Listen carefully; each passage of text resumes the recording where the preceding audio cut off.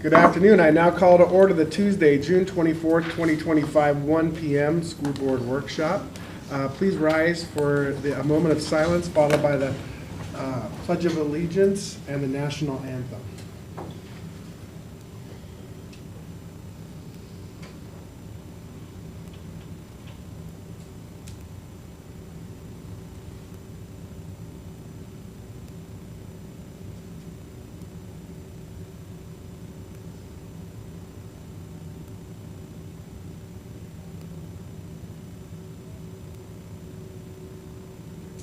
Please join me in the Pledge of Allegiance.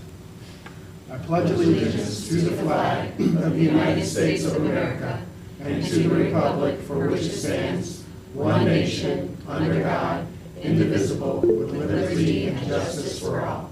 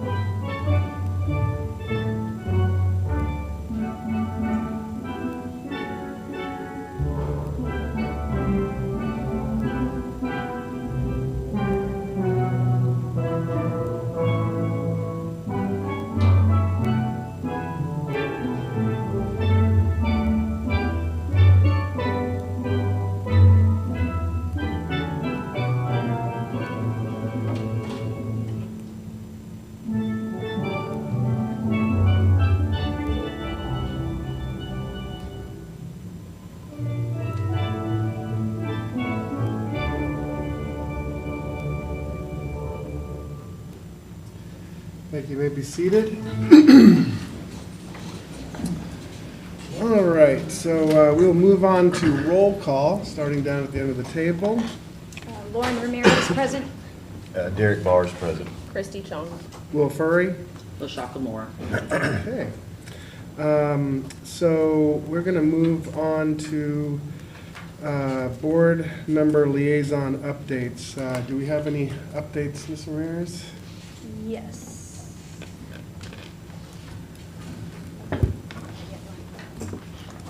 All right, so I'm just trying to pull this up. So Matanzas High School, they have been hosting different camps as well as a lot of our other schools. So they had a mini football camp, and it was a huge success. So thank you, Matanzas. And then Belterre, they're hosting all the summer camps this summer. So it's always packed. Their parking lot. I have some kiddos there. They're having a blast. And they're also having a t-shirt contest. So the school shirts, the spirit shirts, they decided to have the kids put something in, and it doesn't have to necessarily be a drawing, but it could be, digital, but as long as the child had the idea, the parents can help them. So June 30th, we'll know the winner for that. And then I have some FSBA, so Florida School Board Association updates. I know it all came through email. I was in Tampa. Sorry, I'm having computer issues right now. I was in Tampa for the training, and they had a lot of different updates, but a couple things that, just to kind of summarize, for budget overview, I believe a lot of people may have received the email and they went into discussion. It was on a Friday, day 102 out of what should have been 60 days. So we're done now. But everything, basically, I think the big takeaway, I think for parents that are listening and faculty and staff, so there was a 142 increase in per student funding, so now totaling $9,130 per student. And we'll go, I'm sure, in more detail with updates, but a lot of good things happening with FSBA and training, so Very thank good. you. Thank you. Mr. Barrs, do you have anything to share today? Just a couple things. Since graduation, we had a lot of good graduations were great. We've already talked about that a lot. I haven't been out a whole lot for the last month. I've spent a lot of time in bed, being sick. So, but it was those were fantastic events that we already talked about. Did get to spend some time before that with Flagler Cares. Do want to just mention that a little bit. I encourage our board members to reach out and work with them. Just go for a tour. I really enjoyed the tour that I had, spending some time with the team there, understanding how they work closely with us in the school district and with our families, and then others just in our community. So I encourage all of our members, if you have not done that, to spend some time with them. Legislative-wise, we have the Sarah group here with us today, so I'll kind of leave that for our time with them to give us an update about our legislative session. I'll give my time, sir. Very good. I do not have any updates. Okay. Yeah, over the summer, it gets a little light with the liaison updates, so we will move on from there. Superintendent Moore, do we have any changes to the agenda? Yes, I do request that we move the legislative update 10.01 up to after public comment.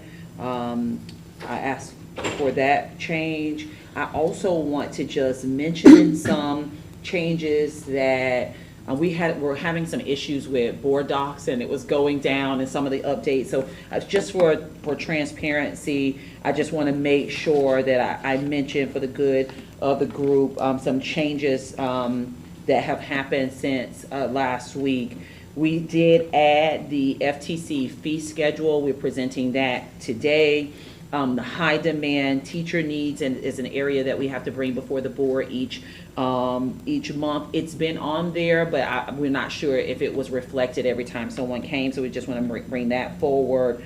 The school choice job description, that specialist, that position we're discussing today, that was a change since last week that we want to bring to your attention. Outside of that, no other changes. Okay. So change the agenda is to move 10.01 to after public comment, and then follow the agenda as printed. All right. I'd like a motion to approve the agenda as modified. Motion to approve, sir. Okay, I have a motion by Mr. Bars, Second. second by Ms. Chong. All in favor? Aye. Aye. Opposed? Hearing none, we'll move forward with this agenda. So that leads us to public comment. Do we have anybody signed up for public comment? No, We do not. Okay, so we'll bring that back to the board, and we'll move on to our first agenda item, and that will be 10.01, 2025 legislative update presented by the Sarah Consulting Group. Mr. John Sarah and Bob Sarah is chiming in online. Yes. Welcome to you both, gentlemen. Thank you very much. It's great to be here. I'm John Sarah. It's nice to see you all again. We have Bob Sarah online, and if we can click to the first slide. Excellent. Thank you so much. First of all, once again, it's happy to be here. It's great to have Bob and I together, one Bob in Tallahassee and me here in person. We do a little bit better when we have 400 miles in between us, so we appreciate that. Thank you to the superintendent and the board for having us, and once again, for the work that you helped us do during the legislative session. And as we went into special session, we're going to report to you that the end result of our legislative session.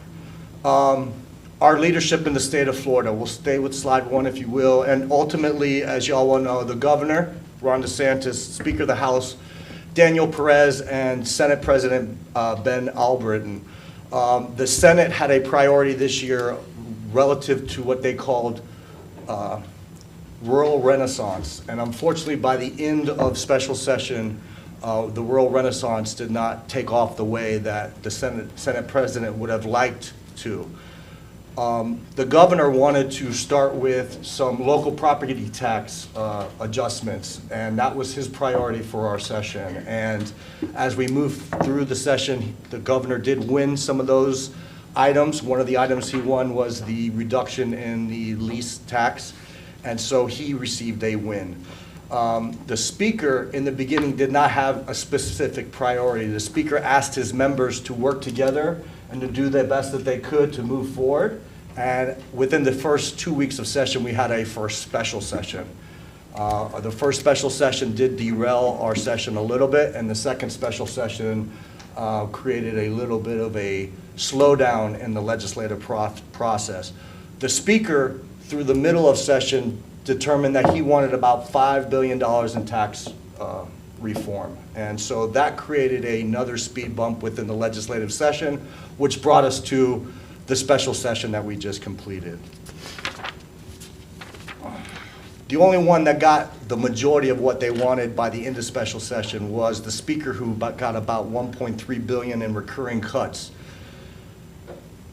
Our Flagler delegation, if we can move to slide 2, we were very lucky. They were both new folks, but Senator Leek was a former House member, did a fantastic job. His staff was open to us and met with us anytime that we needed to, and we really need to thank them and appreciate their help. Representative Sam Greco, same opportunity. His doors were always open. We really appreciate the fact that he worked with us anytime that we felt that we needed to share information with him, and he was always open to work. And by the end of the session, we believe that their capacity has been built a little bit higher. There will be in the second year of the legislative session next year, and our leadership will continue to grow. If we can move to the 4th slide, please. The Florida education budget. Statewide, the workload rose about 1.69%, but the students served by public schools shrank by 0.099%. The major increases to the statewide education budget will be found mostly in workload and in the vouchers. If we can move to the next slide, please. There was a minuscule increase in the base student allocation, $41.62. There were no increases to safe schools and the mental health allocation, which was interesting because it's the first time in about 8 years that there was no increases to those. And within the legislative session, we had an unfortunate incident at the Florida State University. So you would have expected for mental health funding and safe schools funding, even though this was at a state university system school, you would have figured that these increases would have gone up because of the need. Unfortunately, the state being in the position that we are, they held those harmless at the rates that they were last year, and no increase was added. The FAFP increased just about $945 million. But again, most of that increase was within the vouchers, and so with that, we will not be able to spend a lot of those dollars. If we can move to the next slide. More on the education budget. Loss to students for school choice options will be extremely challenging for the board to continue to make their budget moving forward.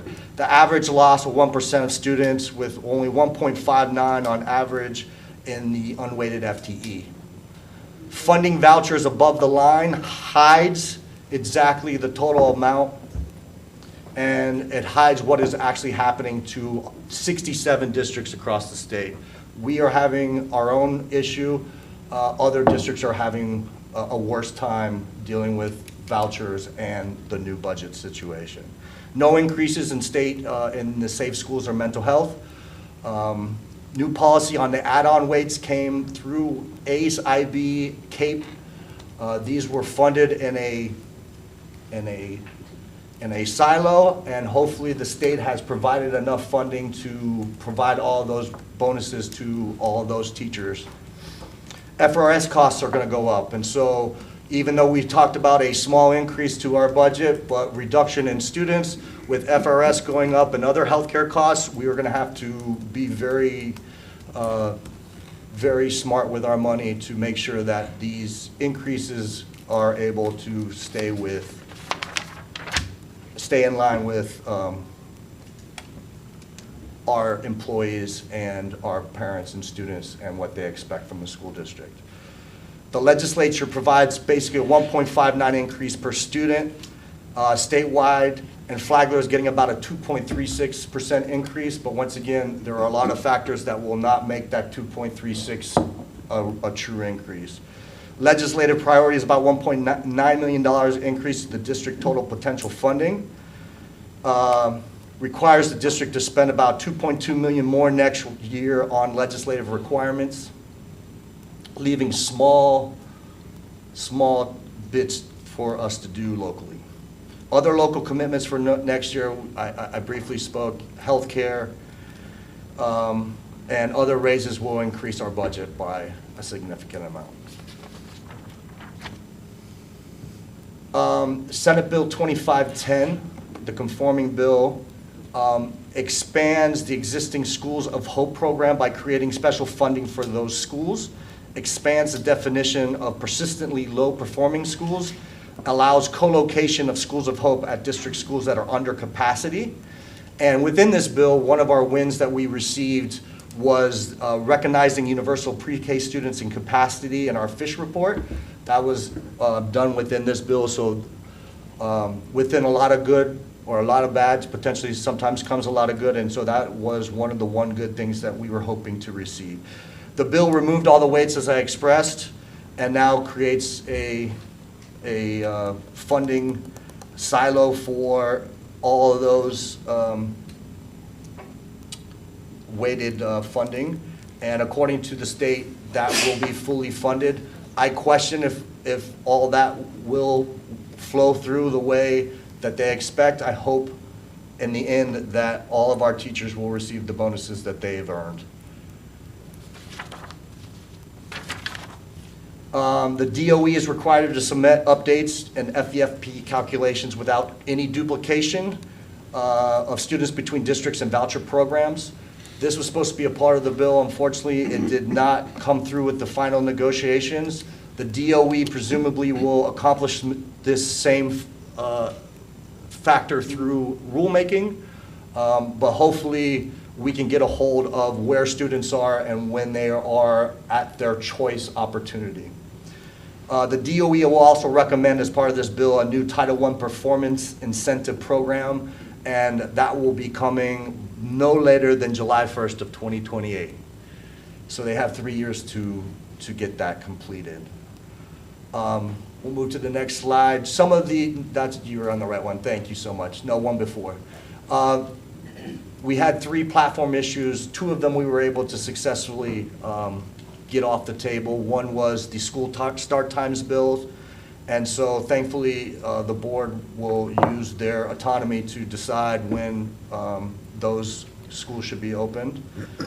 And lastly, the request to have our pre-K students not be a part of that FISH report and allowing capacity at those schools to be shown where they are truly, the classrooms are being filled with pre-K students, and the FISH report would show that we had extra capacity. So thankfully that was fixed in this legislative session.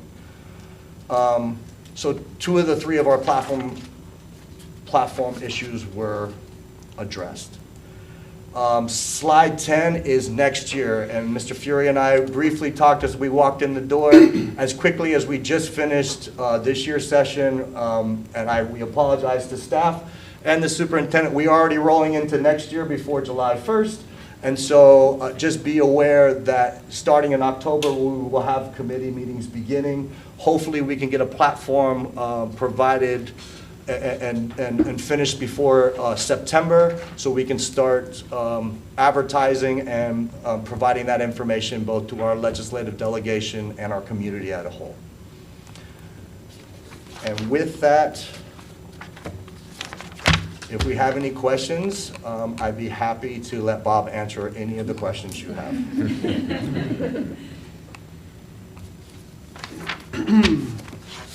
Okay. Well, thanks for the overview here of this session. Are there any specific questions for the Sarahs? Not a specific question, Mr. Chairman, if you don't mind. But I think what John and Bob have been working on this year and as a group is really just showing us where we are. And it's not like this is a shock to anyone that's in this room of where we are. And we've fought diligently to try to increase the numbers, you know, with FRS retirement rates and stuff like that really plays a huge issue in where we are and what we're doing. for this particular district. I mean, I was telling John when he first came in here that we could be in a whole lot worse shape, but, you know, we're not in great shape. We're still gonna have to make some, you know, hard decisions coming up in the future here. That's the cold, hard facts, and I think that's what everyone in this room and people that are listening need to be, have that understanding. With that being said, we've talked about this numerous times, and I know this really isn't a question, Mr. Chairman, so if you can allow me some leeway here, is that we have really got to be, and I believe that we are on this trajectory to be the best choice for Flagler students.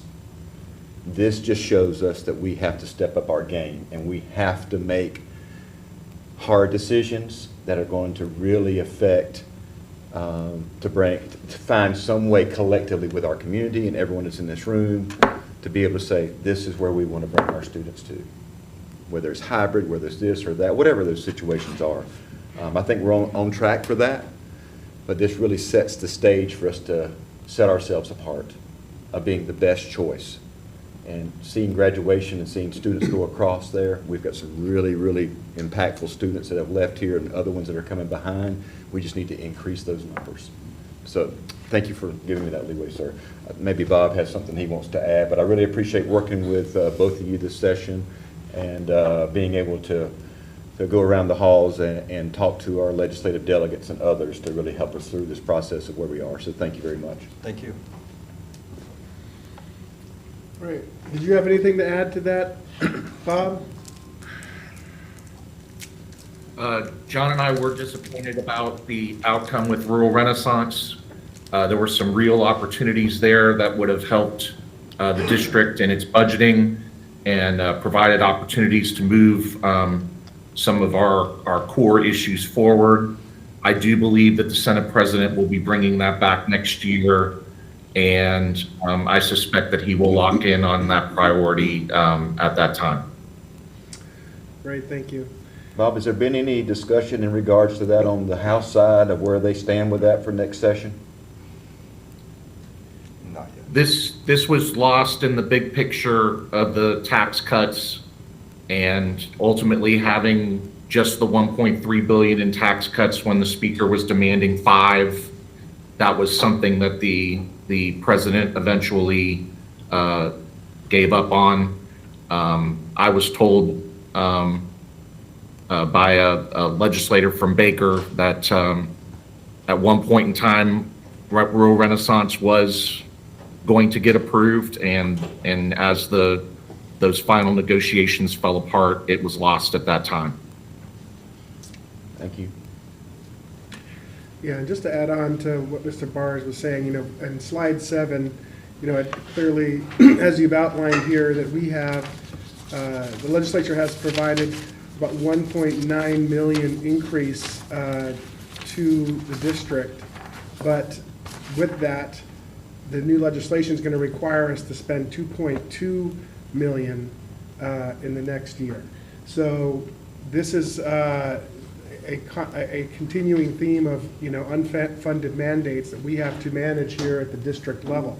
So as we go into this next budget session, you know, we are going to have to really sharpen our pencil to fill that gap. So I just want the public to know that we don't always get dollar for dollar for the expectations that we're supposed to provide from the state.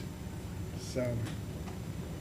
If I can just add, Bob and John will come back. They will do a session with our staff, and then at that session, ensuring that we have the proper procedures necessary in order to move forward with implementing anything that was passed this session. So we appreciate their work with that. At that time, in July, we will be challenging our leadership team to begin to identify any type of legislative ask that they would want me to bring forward to you as a board as you begin to look at what the priorities will be for the platform for the next year. I'm with you. There were some gains and there were some losses, but for me, I agree with Mr. Bars. We have to just continue to focus on ensuring that we are the best choice, that we are giving and providing to our students and our families the best options available, that we are making adjustments in order to meet the needs of education today. I do believe that we are positioned to do that. And I also want to continue to remind, we'll talk a little bit about this as we move through the agenda. I also want to just be mindful that 13,000+ students, their families are choosing us, and we are a choice for I think we often think of choices around the people who are doing something different than us, but we are a choice, and we have 13,000+ students whose their families choose us, and we need to remain the best choice for those students and their families. And we appreciate the Sherrill Brothers and all that they do to support us in their availability to us when we have questions in session and out of session. So thank you. Thank you. Thank you. All right, board, is there any other comments or questions you have for Ms. Harris? Okay. Well, thank you, Thank you. John, for coming down, and Bob, thanks for chiming in. We appreciate the overview and update. Thank you. Have a great day. Thanks, John. Okay, so that's going to lead us now into academic services 6.01, the annual comprehensive evidence-based reading plan. And we have Ms. Kristen Frank, Jamie Everidge, and Anna Lewanski, and Scott Reynolds. Are they all, is everybody Mr. here? Reynolds is not okay, here. yeah. And we will start with introductions because we're now a new team Yes. supporting ELA VPK 12. So I'm Kristen Frank, the elementary literacy and teaching and learning specialist. Anna Lasowski, MTSS. And I'm Jamie Everidge, secondary ELA curriculum specialist. And Ms. Everidge is joining us. She was the literacy coach at Buddy Taylor Middle School, and is joining this team as we continue to just move forward. Absolutely. Glad to have you supporting all of our secondary schools. Thank you. Appreciate it. And Very glad to be continuing here. to talk about why we are the best choice in Flagler, we're going to talk to you about our plan for literacy and what we call the CERP, the Comprehensive Evidence-Based Reading Plan.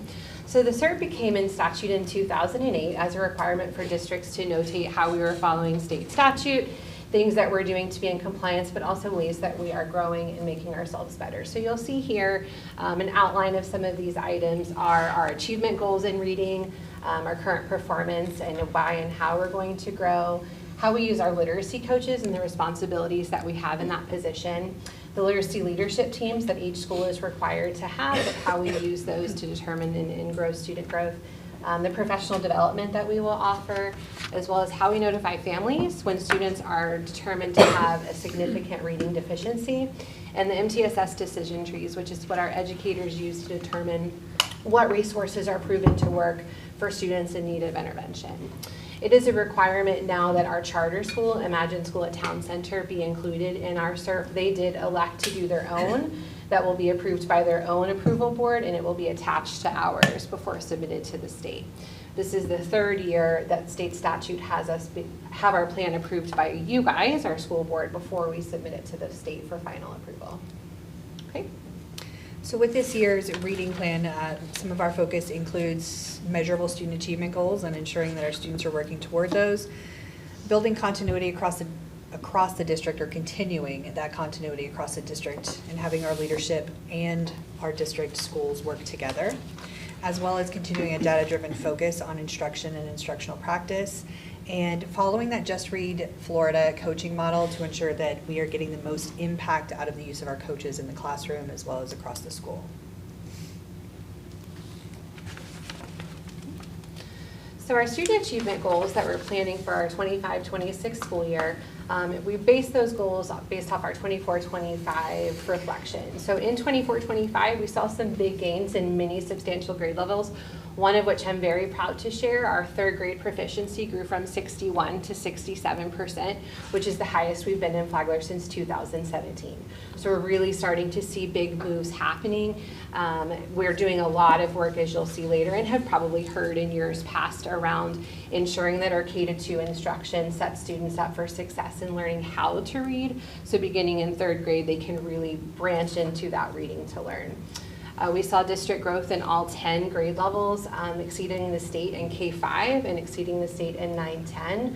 And then in grades 6 through 8, we were within 2 points of the state averages. In grade levels where we met our 24-25 goal, we're increasing that proficiency to 2% for the next school year. In grade levels where we did not meet that goal, we're still going to hold ourselves accountable with some plans that we have in place to reach that goal and also increase by 2%. It's important to us continuing to be the premier choice in Flagler County. Our students deserve that. So we're going to be laser focused on the benchmarks that our data is showing our students need more instruction, the coaching support that we can offer to our teachers, as well as some professional development that we're going to be provided for administrators to be able to be up on the current research of science of reading, what that looks like in the classroom and what it does not look like in the classroom, and then continuing the district support to be sure that we are making those gains and making up for lost time for our students. And this SERP does now include VPK proficiency.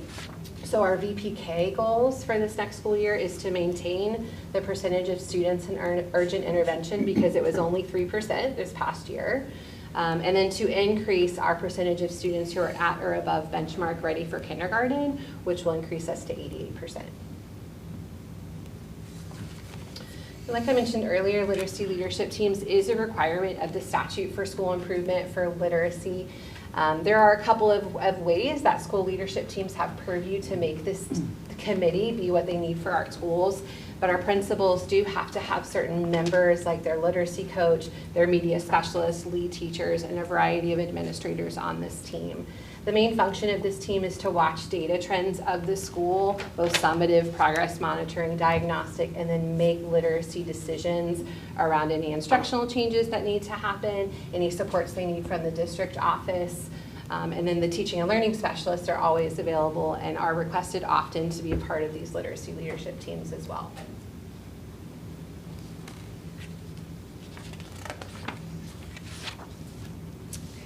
Part of what our focus continues to be on is the Just Read Florida coaching model, and it is a well-outlined plan for the best usage of our literacy coaches across the district. One of the things that we hold fast to is the modeling of our professional development. Our coaches are both leading them and participating in them to ensure continued growth across the district. The use of effective instructional strategies is huge for our literacy coaches, both them modeling them and them teaching our teachers how to use them effectively. Data chats and learning walks continue across the district with a large focus on how we are using those instructional practices appropriately and those evidence-based strategies to continue the growth. And we also prioritize our time with teachers and with districts and roles and not districts, schools and roles and activities that are going to gain the most impact for our students. One of the things that we hope to continue, or we plan to continue this year, is that assurance agreement that is modeled around the Just Read Florida coaching model. And it's a signed document between the coach, the school, and the district to ensure that the literacy coach is being used in the most effective way possible. So some of the professional learning that we plan on practicing is we're going to continue with the state initiatives of strengthening Tier 1 instruction using our best benchmarks and standards. But some of the district initiatives that we're taking on is to continue the solution tree professional learning as far as being a PLC at a district level, a school level, a grade level, and sometimes, a quad level. But new, we're going to do, like I mentioned earlier, the science of reading training for administrators that will be offered for all school sites, elementary and secondary, over the course of the year to help them really understand the body of research that is the science of reading and what that should look like in our schools to support all students. We're also, Ms. Everidge and I are going to continue, we've done for 3 years now, offering free reading endorsement coursework for our teachers. We're going to continue to help our teachers understand the practice of scaffolding, which is how to basically build on a student's present knowledge to meet grade level expectations. We're partnering with our ESC department and Dr. Halliday to provide professional learning on standards-based support facilitation for our students with disabilities, and also our students on access points that receive a modified curriculum, and using the instructional focus boards, which is something that we learned from the state BSI team, as an instructional tool. So those are our main district initiatives. When a student in VPK through grade 3 is notified or is determined to have a substantial reading deficiency, the state has us using our STAR assessments and our FAST assessments to determine that. We have an outline in our MTSS decision tree on triangulating that data, meaning that we use multiple sources of data to make this really big decision for students, and also to be sure that we have the information to know what to do about it. So there is some statute, but here's our process that we go above and beyond to make sure that our families are involved. So when a student takes the first progress monitoring, which is within the first few weeks of school, there's a school-based team, including the teacher, who really is analyzing all of that data. When it determines that a student reaches 15th percentile or below in VPK2 and then 20th percentile in 3rd grade, then that team rallies, reviews the data down to the standard level, and determines what are we going to do about it. The student is immediately put into our MTSS intervention cycles to receive instruction, and the family is involved with what the data is showing as well as what we plan on doing about it. The family is then empowered with resources to be able to support at home. They're given our Read at Home plan, information on what dyslexia is and language-based learning disabilities and how to support all these things at home, as well as how to apply for the New Worlds Reading Scholarship that they're eligible for, and the New Worlds Reading Book Delivery System. And then every month at a school and teacher level, we notify those families of how their child is responding to the intervention, and if any change is needed, what that plan is going to be. And they're involved in that process of regularly monitoring the student data, and this continues until the student is performing on grade level in reading. So in some cases, it will be a multi-year level systems of support for our students. Our SERP outlines the state-approved evidence-based resources for all 3 tiers of academic support. So let's just take a quick overview of the tiers. So all students receive Tier 1 supports with on-grade level instruction using the adopted evidence-based resources that align with the grade level benchmarks. The Tier 2 support is added layer on top of the Tier 1. And is a support for students showing learning gaps, generally about a grade level or so below, or in a specific area of need for reading. And then the Tier 3 support is an additional layer to the one above, and supports students showing intensive intervention needs. The plan outlines the data we use to identify these students, the resources that we have that have been proven to work, and how we will notify the students using the reading deficiency notification process.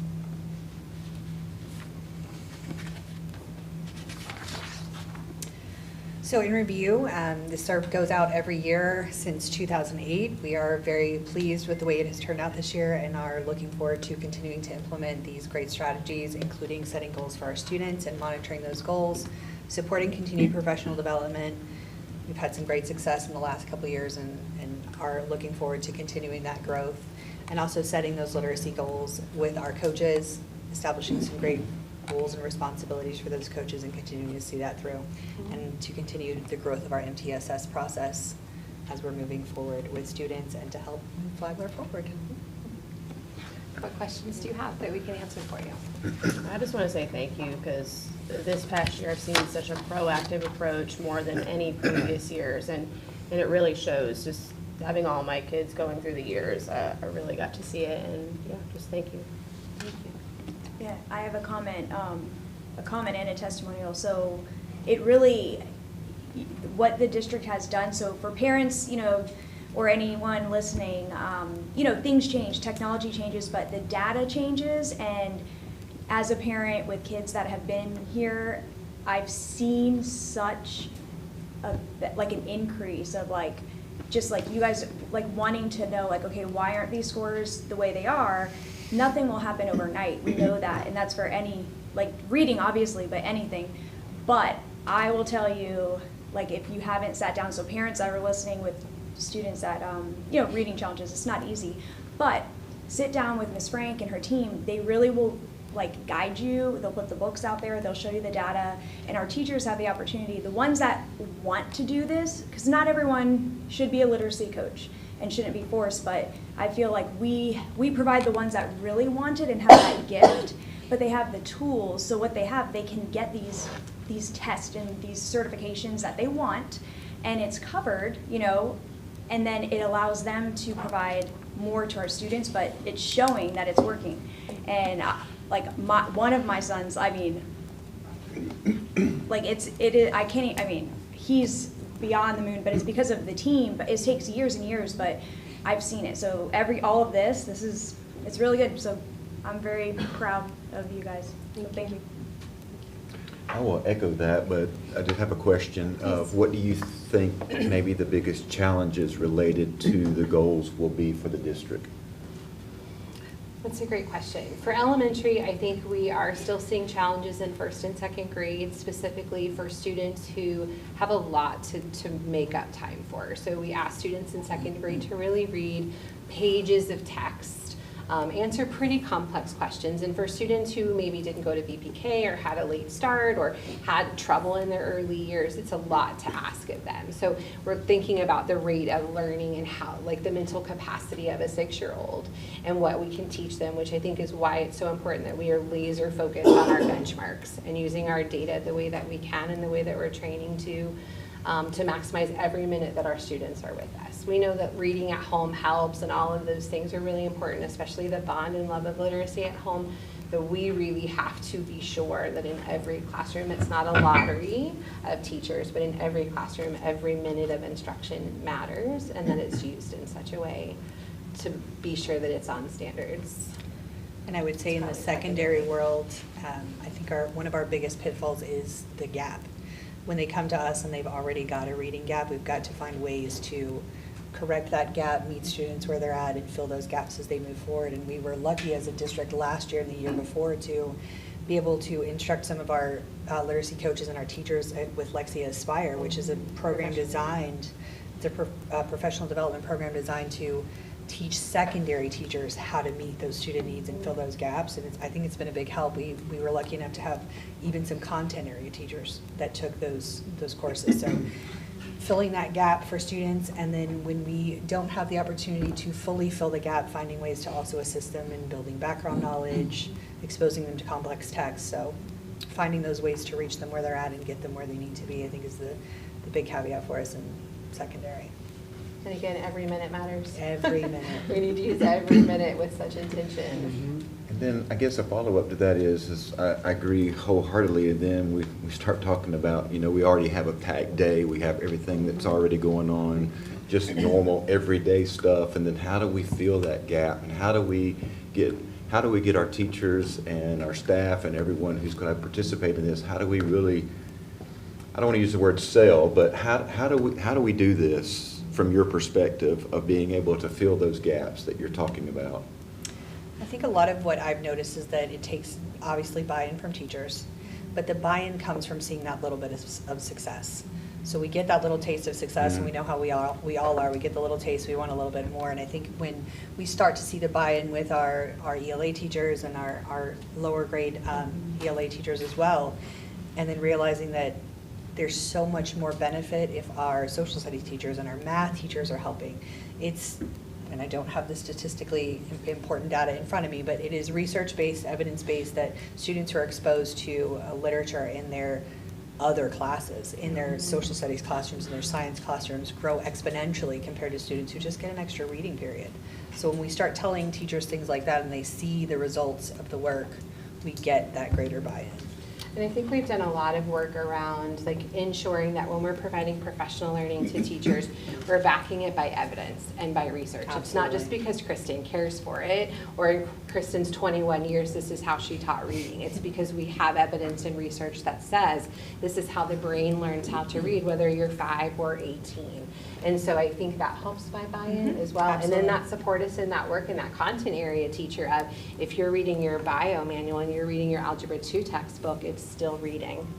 So this is still how the brain needs to attack this and the strategies that you can support students to get everyone on the same page to get us moving. And I think one of the greatest helps in that was so many of our teachers think they have to be reading teachers.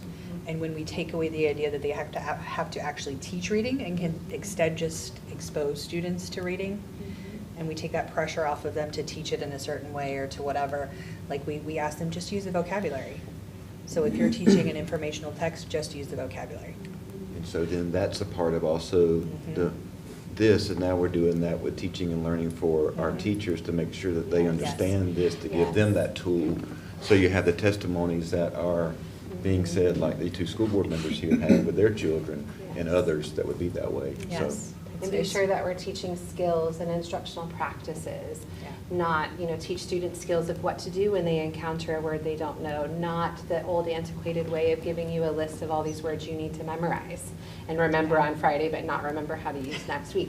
So it's kind of just being relevant and intentional with what, again, the research says supports all people how they read. And so we know how to teach. And we're making big gains there. There's more to do, but we're making moves. I have one last question, Mr. Go Chairman, ahead. if that's okay. Mhm. The grade level where we met 24, 25 goal, the 25, 26 goal is going to increase. So we met it, but you're gonna There are 2 go more. up 2 more. But Yep. then in grade levels where you didn't, you're gonna even go up again Yes. from where you were. We're going to meet the goal that we anticipated to meet this year and still add to. Okay, I like the aggressiveness. I do. I mean, you have to set the goals. You have to have the team pushing through to get these kids to where they need to be. And I will say this is very encouraging to see this progress. When I joined the board in '22, this was a high priority that I had shared with the superintendent. I'm glad to see we're seeing real meaningful movement in these numbers, and that's great. And I can say that as the other parents on this board have said as well, my sons have gone from kindergarten to now going into high school. And I knew the struggles that we had back in that day. So to see that we're addressing these needs in this fashion is very encouraging. And I did have a question, though, regarding, the notifications. One of the struggles is, as you know, that every child is different and why they have struggles with reading. And some could be just not applying, but there are those that are clearly have some issue with their eye to brain and how information is being processed, right? And from personal experience, it seemed like that was not being identified. Again, going back many years ago, right? So what are we doing in that area for those children that really are having, whether the words move or it's just fuzzy or they jump around the page, that type of scenario? How are we managing that? Great questions. So the first thing I will add is that the scenario that you presented is the reason why we use more than one piece of data to determine who is truly substantial. Because 2 of the assessments that are called for on our state policy are digital, meaning they're on the iPad. Well, sometimes, especially in BPK and kindergarten, the data might come out and it's solely because the student didn't know how to answer the question on the iPad or got lost in the classroom setting. The other assessment is one-on-one with the teacher. So the teacher, that's more of a screening assessment. So the teacher is able to really see, and there's no distraction of a device, really see how a student is performing. I would say especially our elementary educators are very in tune, and they're constantly hearing from their speech language pathologists that are on campus to know warning signs of something where something might need another look. And then we have a process inside the MTSS process, which I'll let Ms. Lazowski take over. But that's really the reason why there's a team. And we really empower our teachers to say, you know what, this is Kristen's data, but I noticed it took her a little bit longer. And she was constantly getting these things miscued.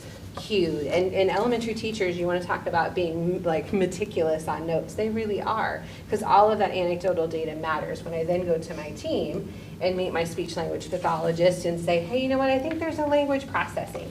I ask one question and her answer is way over here on left field.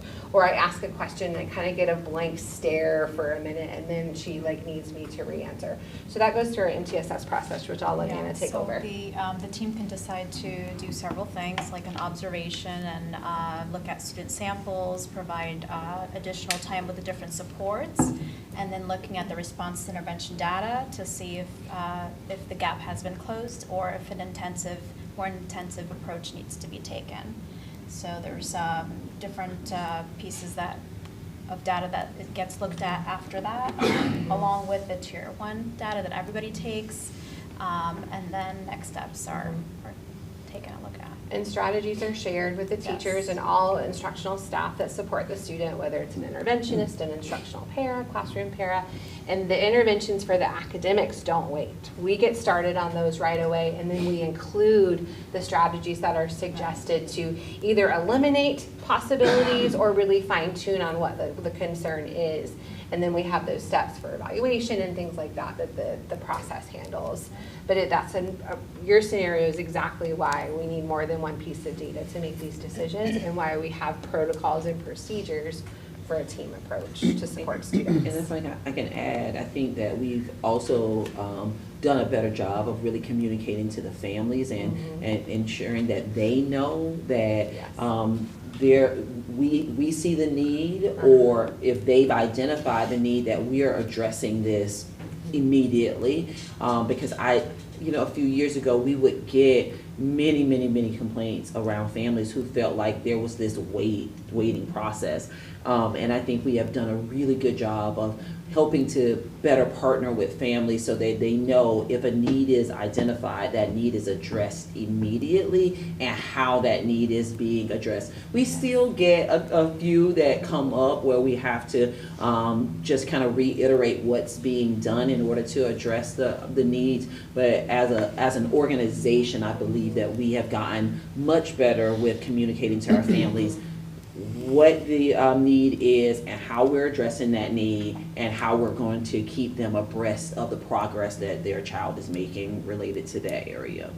And I think one of the strengths of the state statute bringing interventions required down to BPK is because early intervention matters. Yes. And so although that's a lift in some ways, I think it really helps us get started. And we've been doing a lot of professional learning around what really is dyslexia, what really dyslexia is not. Because starting in BPK and kinder, if we can provide solid phonological awareness and phonics interventions, a student with dyslexia can be an on-grade level reader in 3rd grade. It absolutely can happen, which the way our process is designed is to ensure that that happens for students. We're not waiting too long. We attack it looking at multiple pieces of data and have the best interventions out there. Flagler's really blessed in that area.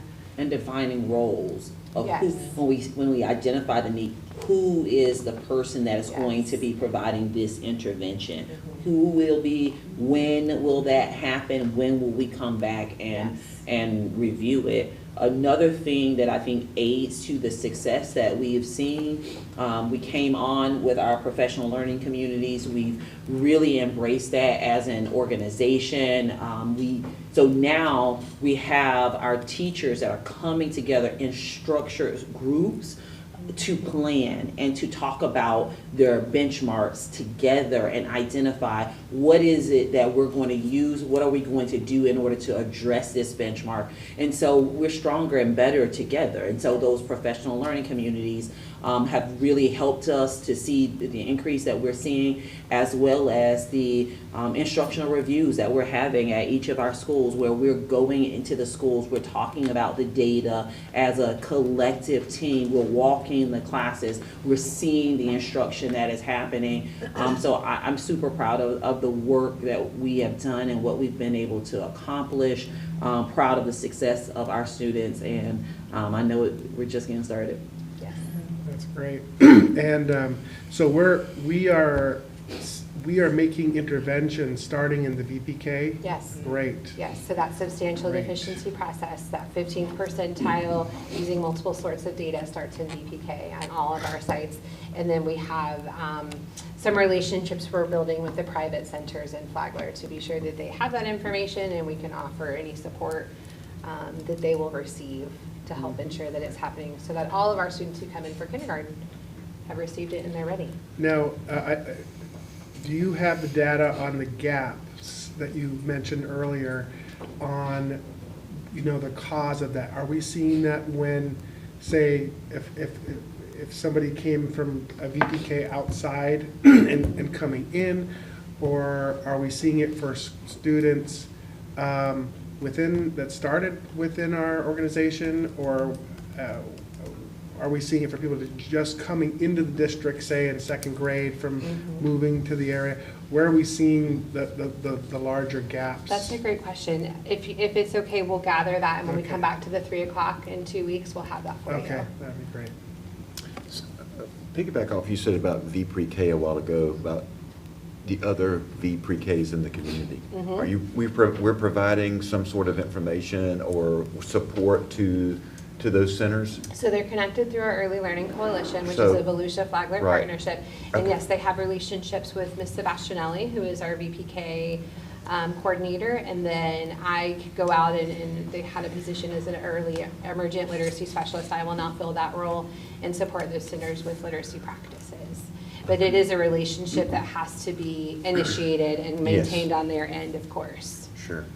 I think that's, again, talking about the relationships we've had in the past about just our other schools in the county, private, charter, whatever, we're all working together for the students of Flagler County specifically. And so that I surely encourage that if we're not hearing from them, how do we reach out to them? And let's not wait on them to reach out to us. Right. Let's reach out to them. And what's interesting is you only have to have 4 students to be considered a VPK center, which I did not know that until recently. And so that means we have a lot more centers out there. When we know the big ones, right? The ones that you see when you're driving down the road. But there's actually centers and homes that we are trying to make relationships with to be able to support. Yeah, and I think for us, one of our main things is that we are committed to wanting all students in Flagler County to receive a great education. And so how can we partner with those individuals to say, if there is a need that you have or information that we have that we can share, we're willing to do that, because at the end of the day, we want to ensure that our students of Flagler County are receiving a great education. And so making sure that the smaller centers and the larger ones, they know that is our intent. Our intent is really, how do we partner together to ensure that all of our students are receiving a great first start, because we know that the kindergarten readiness has a direct correlation to the performance of our students in grade 3. And so to provide early intervention is critical for the, not just the start that the students receive, but their success over time. And there's a lot of research to it. And I know that you guys will bring more data back to Mr. Furry, but I just want to mention the 2023 numbers of the students who came in to VPK, into kindergarten, ready for kindergarten, starting ready for kindergarten with Flagler County is 53% of those students come in ready for kindergarten. So when Ms. Frank says that in kindergarten and first and second grade we have some catching up to do, right, that's saying those students have to come to kindergarten ready. And on our website, families can go to our website and they'll see the list of all the things that the student should be able to do by VPK. Now, for the students who did complete a portion of VPK, they'd gone to VPK prior to going to kindergarten, those students come in, 65% of them come in ready for kindergarten. So you see an increase there. For the ones who did not attend any type of VPK, only 36% of those students come in ready. And so what we say to our families is we respect the family's ability to choose to say, I want to keep my child home and not send them to VPK. So for those families, we encourage them, go to our website so you see the skills that your child needs to have prior to entering kindergarten so they can do those things at home. But for those families who are electing to go to a provider that is outside of us or with us, we encourage them to go to the website as well, look at what those skills are so that they have a gauge into the progress that their child is making as they move towards kindergarten. Good. Very good. Thank you all so much. Anything else? Appreciate that. From How the is board? our VPK, you may not know this, but are we full, or do we still have space? We still have room right now. All right. You know, it's Hear usually it. July 1 when it starts to get ramped up. I think families and our students, I think most people try to take off a little time in June to not think about the next school year.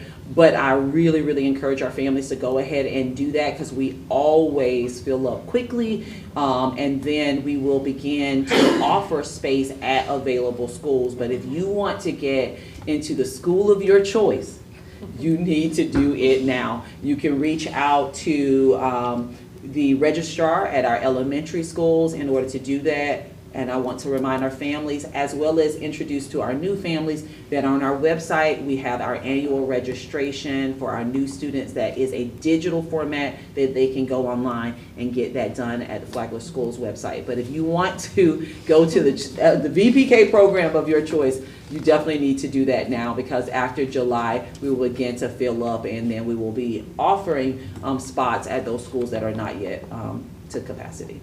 We can bring updates on those numbers to the 3 o'clock when we're back. Yes, I'm we will glad do to, that. thank you. Everything has just been every year better and better and better, so. Yep. That's the goal. Keep Thank up the you good all so work. much. Thanks for that. Appreciate it. Appreciate it. So they will come back at the 3 o'clock. When they come at the 3 o'clock, they will not be doing a full presentation, but coming back with the data that you've asked for, as well as to answer any additional questions that you may have at that time.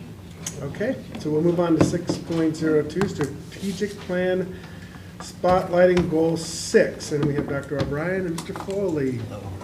Good afternoon, Board, Chair Furry, Superintendent Moore.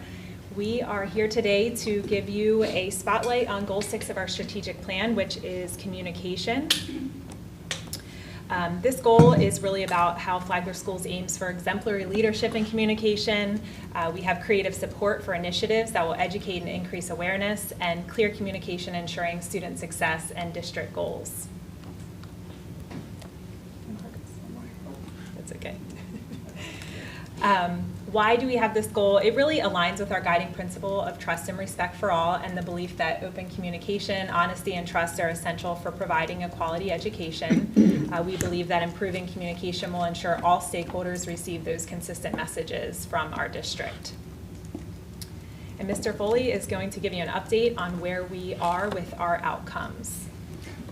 When we look at our 2 outcomes that we measure and we look at, first is increasing social media reach and engagement, as we measure with our metrics across Facebook, LinkedIn, and Instagram. We were targeting a growth for 5% from this past year, but fortunately, due to some precision moves and lots of content, we've really updated and increased our production content. We've actually are at a 93% increase from the previous full school year. So I don't know if it'll be 93% again the next year, but we definitely have set a bar now. So first thing we do, we just look at what works and what doesn't work. And of course, for those of you who use Facebook and Meta, you know that it gives you breakdowns of what's the most effective times of day, the content to share, who to share it with. And so we've been using that pretty actively in what we do each week.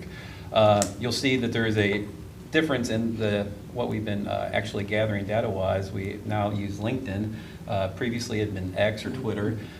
Last year we noticed the numbers taking a big dip on X and Twitter, and we also were at a point in time where I'd heard a lot of content from some of the other departments saying we're working on recruiting employees as well. Well, LinkedIn happens to do very well at organic searches without having to be a member, have an account, and in turn comes up in your Google searches or your zero results as they call them. So we've been using LinkedIn. So if we have any kind of content that we can share, that we can also skew to a recruitment angle, we rewrite, reproduce for LinkedIn. Then the other goal area, increasing positive perception of school district communications as measured by annual family surveys from 82% in 23-24 to 84% in 25-26. I will say in this middle year, we've went up 1% to 83%, but there is an underlying number that we're very proud of. The previous year, we had a number which has now jumped 5%, and that is the highly satisfied. We asked the families how satisfied they are with school district communication and serving their families. That highest category, highly satisfied, jumped 5%. And that's, we're hoping that has a lot to do with some of our plans that we've had in place. Next slide. You see some of the social strategies, obviously, some of the things, messaging we put out and how we put those out. And two things to keep in mind with this is we're very proud of the amount of time this kind of content has been consumed. This past year, we didn't have a single month where we had fewer than 2,000 monthly views of digital content alone. So that's graphics, video, photography. That's just on our district Facebook page alone. That's not the other, which don't perform quite as well. That is our primary channel. We actually had 2 months where we gathered just shy of 500,000 views. And why? It's simply an increase in production and cadence precision, working along with Ms. Henderson in that regard. And then in support, same slide, in support of venturing into social ad buys, which I'm a big fan of, we had our VPK team give us a little bit of money, a very small amount, to do a 1 week buy of, as you see to your left there, Baby Superintendent. So had to do a lot of selling with a lot of people. And in turn, what came out was, it all started with, we have a very creative digital content provider that likes to help me back there. She's actually manning the cameras right now. She wanted to use the baby trend. And I said, well, I've had people tell me through the years, we don't just do things because it looks cool. Have a reason to use it. And then, of course, Jeff Reeves came to see us and said, we need help with enrollment with VPK. And then I was told that it might be a good idea to talk to Ms. Moore about a great idea. What a good support. Fortunately, she rolled along well, and it was definitely to our plus. So what we did was we did a 1 week buy the last week of May, graduation week. We compared numbers as far as what kind of action we had on our VPK site, as well as the application page itself to the week before the buy. And what you see there at the bottom, week to week, we had 3 times as many VPK page visits as a result of the ad, and then more than 2 times the number of visits to the application page itself. Next slide. So strategies that we'll actually be implementing and working on this year, as we actually have a little bit already. First, growth of communication plan at the school level and the district level. So at our leadership meeting next month, as well as our instructional kickoff in August, we'll share family feedback from our annual parent communication survey, which will guide staff in tailoring their communication. We'll work with them on what the survey results mean and how it's going to help them actually communicate best with them. We're also preparing to update families in the latest version of our communication platform, which you'll hear more from IT, I'm sure, here in the coming weeks, between district and our families. And as far as particular messaging, we've been working very hard, and a lot of you have mentioned the best choice in Flagler messaging we've been using for school choice references. So currently, we're helping design iFlagler enrollment plan for them. We're hoping to have video and another small ad buy here in the next week that will hopefully help that. And so, as a side note, the assistant superintendent said we might want to share. Regionally, we've been asked to present an EFEX communication focus meeting for member superintendents next month with a focus on some of our more successful comms, including Baby Superintendent. So second one, increase outreach within our community to include community organizations, business partners, other external partners, keeping them informed. And big step we've taken there, and it's thankfully the district's allowed us with the old historic courthouse, which we're in the process of moving different programs into our new facility. We have a dedicated space for the community engagement specialist. That includes conference space. And that has been a point of contingency for me where I definitely wanted us to not be someone where we just send somebody like a Miss Henderson to everyone else's shop. If we're going to be the center of the community, bring them in. 6C, focus on internal communication cadence to improve the employee experience and external communications cadence to improve the community experience. So we're analyzing those communication methods, deliver the best results to help us share messages through the right channels at the most effective times. And then finally, improving crisis comm efforts and implementation using our templates across the district and departments. I know we'll be working with IT and we'll be working with Mr. Fosterdead, strengthening our safety response protocols, updating new crisis communication templates to our new platform, and also clarifying the roles from superintendent to the district safety person, the comms, the digital media to our webmaster on down, so we can give swift and coordinated messaging so families get the timely response they need. Can you do this one?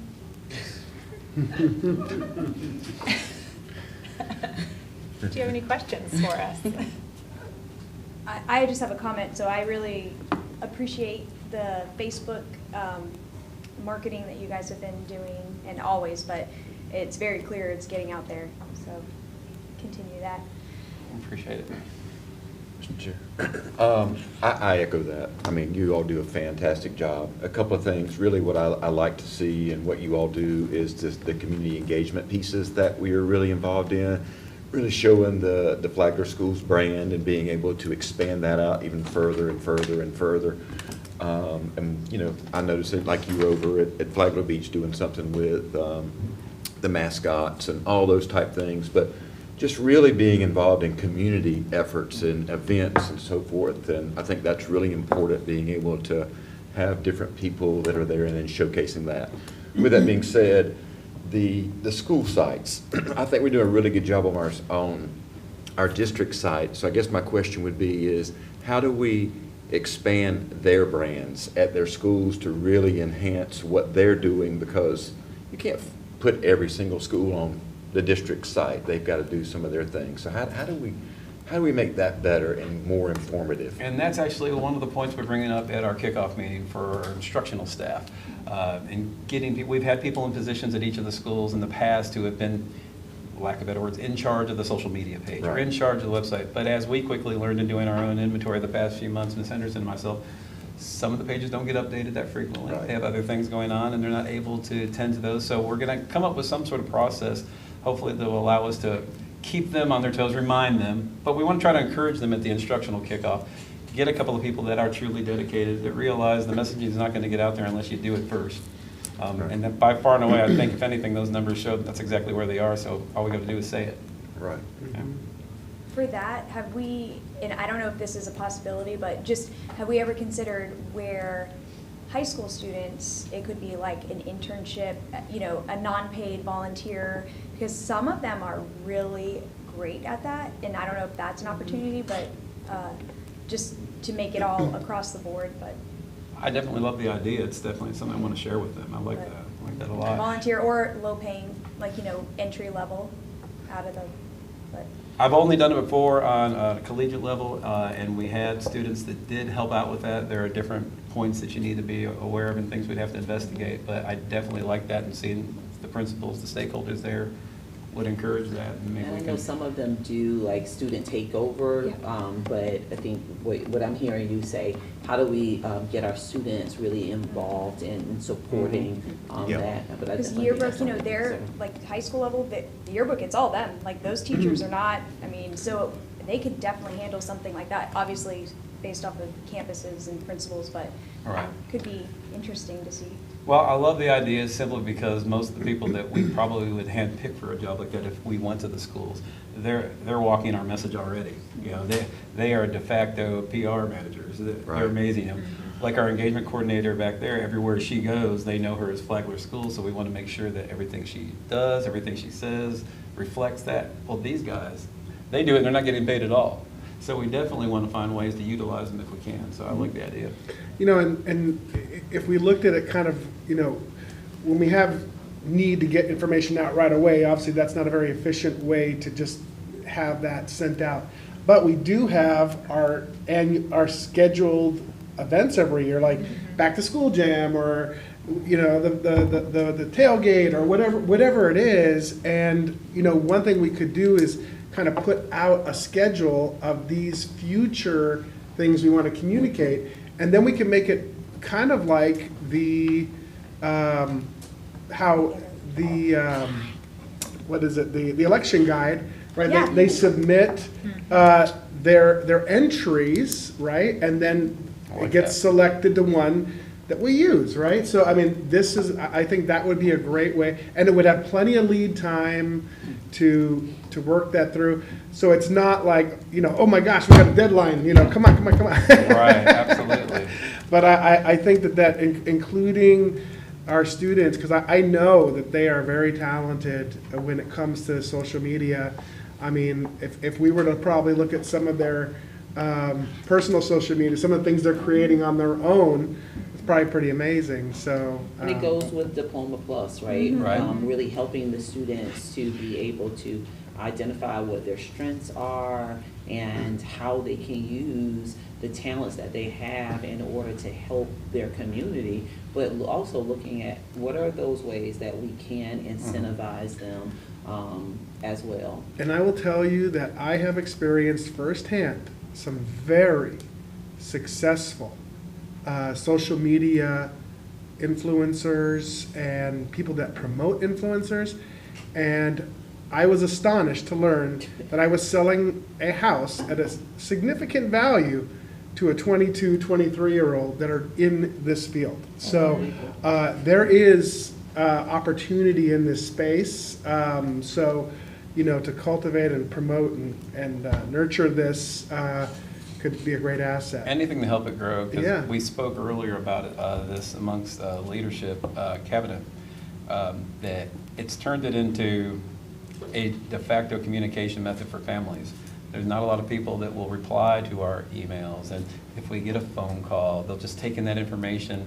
But now that they know this is an effective way, we get a lot of two-way communication attempts. Sometimes it's things that we need to take offline, but at the very least, it's one more way for them, they speak when they wouldn't before. So I think And a that great makes us most resume proud. builder for these students, and then getting that job, like you said, almost like a diploma plus program, but Anything that promotes that we're training the next workforce, yeah. I'm all about. I mean, I think that's a great idea.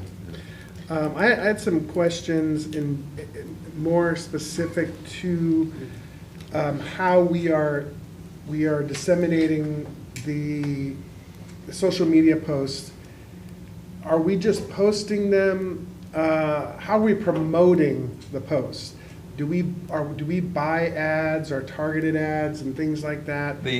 Our very first one was the VPK one. Well, at least Okay. since I've been here, this is month 20, I think I'm on.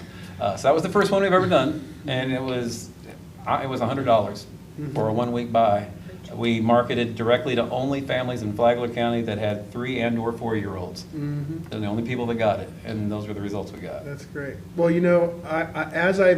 as I've been more engaged with social media marketing, I've seen that there is some pretty significant targeting that can be done Yes, sir. to increase efficiencies. I mean, to the point where you can even upload a list of normally it's referred to as customers, but I guess our parents are our customers also. So, it will target that list. So it's not kind of like blindly geographically when that use case makes sense, right? Right. But I mean, there's a lot of great ways to just, rather than have it just put it out there, and hopefully the people that we want see it, that you can really target the ones that we know our audience is. There's small purchases that with the right amount of information and just enough time put aside, you can get a lot of result. Yeah, especially when we're reaching, if we think about the population of our county, the spend to reach that many people is far less than when you're in a larger. Yes, sir.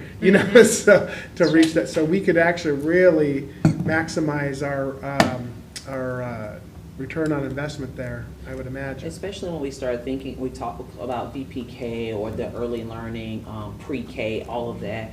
Those may be families who are not yet connected to us. And so right. they may not be following us yet. And so being able to use a targeted ad to ensure that they get the information that they need. And keep in mind too, that age group, that family may not have decided if they're public school students yet. And so if I'm the only one talking to you, then we already have a leg up. That's why some of these things I think is important for the schools to be monitoring what you're doing and pushing out what's coming here so they can push it to their sites, because some people may be just monitoring them and not the entire district. So I think that's important. And then we don't need to forget about how we communicate with print as well. I think that's important. There's still a means of Flagler County that uses print communication and getting that message out of our good things. And then, like you were talking about, Mr. Chairman, about things that are coming in the pipeline, if you will, for the future. So we really need to work with. I think we need to work with our print newspapers and so forth with that as well. We've But been that's still a very category. fortunate here lately with print and with radio. I've just got Yes. recent information with radio. We've talked about, we advertise with 2 of our 4 Flagler broadcasting stations, and got some institutional knowledge just this morning that apparently before COVID, we actually were on all 4 stations. But then we decided to streamline it to make it to just the 2 stations that really focused on families. So it's like 25 to 54 stations. So we're not on all 4 getting all their demos that they can reach. And we don't put out a lot of money to them, but it might be something where we need to start rethinking, do we need to be all 4 or switch up those stations? And I'll be actually presenting some information as soon as I get a chance to go back and read through it to Ms. Moore. Yeah, I think the data with that, surely we need to look at that before we start investing in what that looks like. But I do think we need to look and see if there is a bang for our buck in any of those, in those areas. Because there's, again, we have a segment of our population that's what they listen to, and that's what they read. They're not online. So we need to be focusing on everyone, is my point. We did a printed mailer, like a large postcard for programs of choice, programs of study, to promote those for our high schools this year with support of the Ed Foundation. And that was we saw a great return on that. We had a lot more attendance at those program of study nights. And that was something that we hadn't done as a district before, so.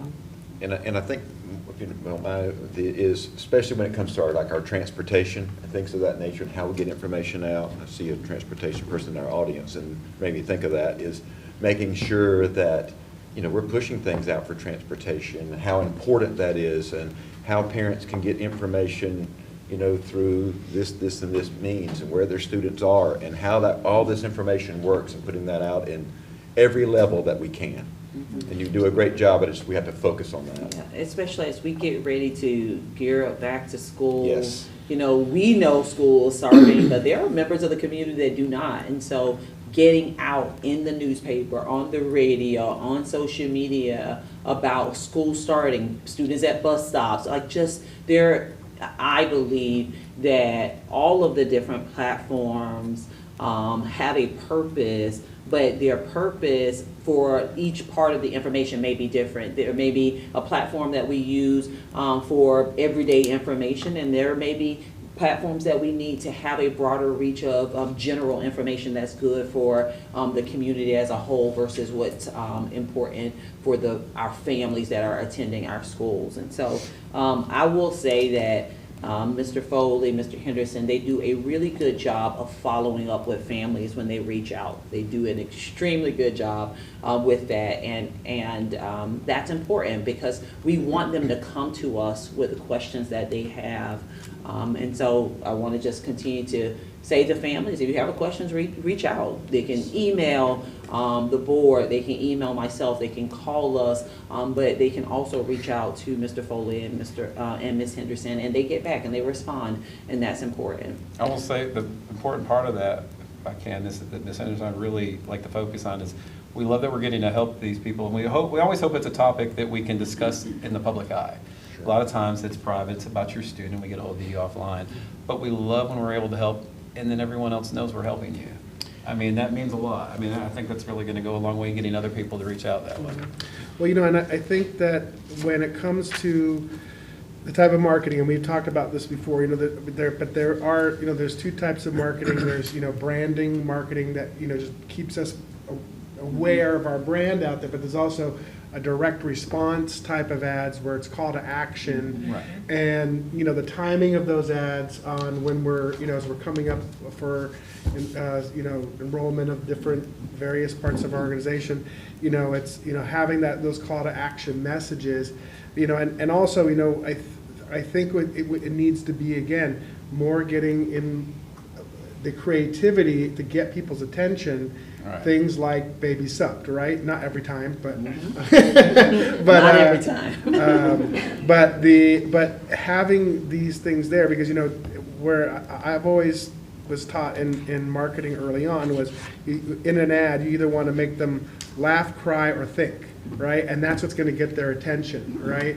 And then it should be pointing them to what you want them to respond, the way you want them to respond.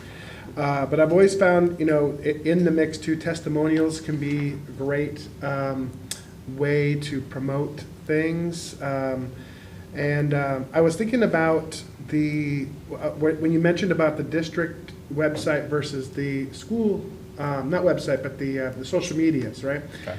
do we post into their social media, or do we only put our stuff out on our page and they only do on theirs? Currently, they only do on theirs. We post ours for the district, and then, of course, we also post individual stories if we think it's going to impact the at-large community or be a good selling point for the entire community. Then we either share their elements or we'll make our own version. Yeah, well, I was thinking more the other way out, like, so Right. if you think of it like, you have, you know, NBC, and then you have the local affiliates, right? They have the national ads always run on the local affiliates, but they run their own ads, right?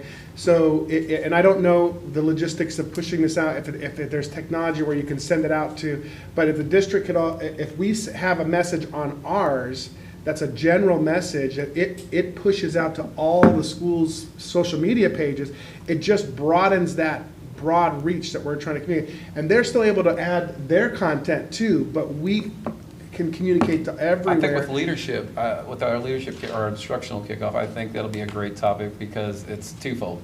The numbers that we've seen recently show that if the school is actually keeping up with it, fresh elements, fresh content, that is a great way to go. If you don't, and we have 2 or 3 right now, and we're not naming names. We're working with them. But they don't have anything updated recently. If we continue to send district stuff, it weakens our numbers across the board.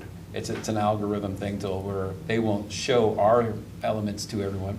You know, for those of you who aren't aware, and I don't know how common knowledge it is these days, if I post something on our page, not every person who's a fan of ours gets it.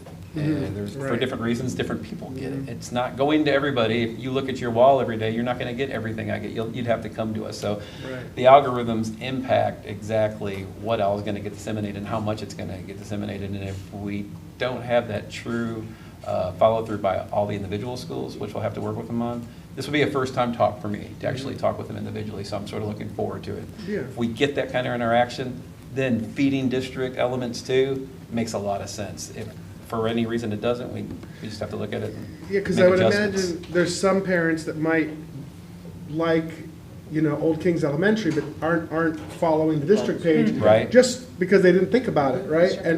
But it would have to be something that's efficient, because I know there's ways where one person can manage multiple pages, there's technology. And if you can click a button, not to say, hey, forward it to somebody at the school and say, can you post this? It should be something that we can just fire off and boom, send there. But again, these are just high-level ideas. The logistics of it, I know you can figure it out. The other thing too is about, you know, branding certain things as we're trying to communicate to Flagler County that we are the best option. And, you know, I started thinking about what is the bridge between homeschool and, you know, in-person school. And iFlagler may be one of those bridges, right? So, you know, what if we had we modified iFlagler a little bit, or just had a different branding in a certain way, calling it, you know, Homeschool Assist rather than iFlagler, where a parent might say, you know, they don't really understand that iFlagler could be a great way to take a lot of the load off of, you know, what the daily curriculum and all the testing and all that. They think they may not know that is really an option for them. So maybe rebranding it a little bit, they might say, oh, wow, I could use some assistance. And our latest iFlagler buy that we'll be doing, the language that we played around with, so I'm glad you said that.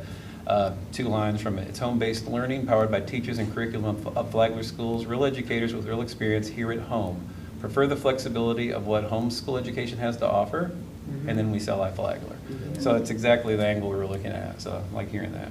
Yeah, and you know, again, if you take an ad and you can create a mom or a dad out there having a busy day and trying to teach their kid at home and saying, you know, is there a better way? The image that we have, and Ms. Henderson will tell you that I talk about it all the time, it's a time lapse of a young student at the kitchen table. He's there or she's there all day long that's where breakfast is served, that's where someone's folding the laundry, that's where they threw the mail, and the whole time he's just sitting there like, what am I doing?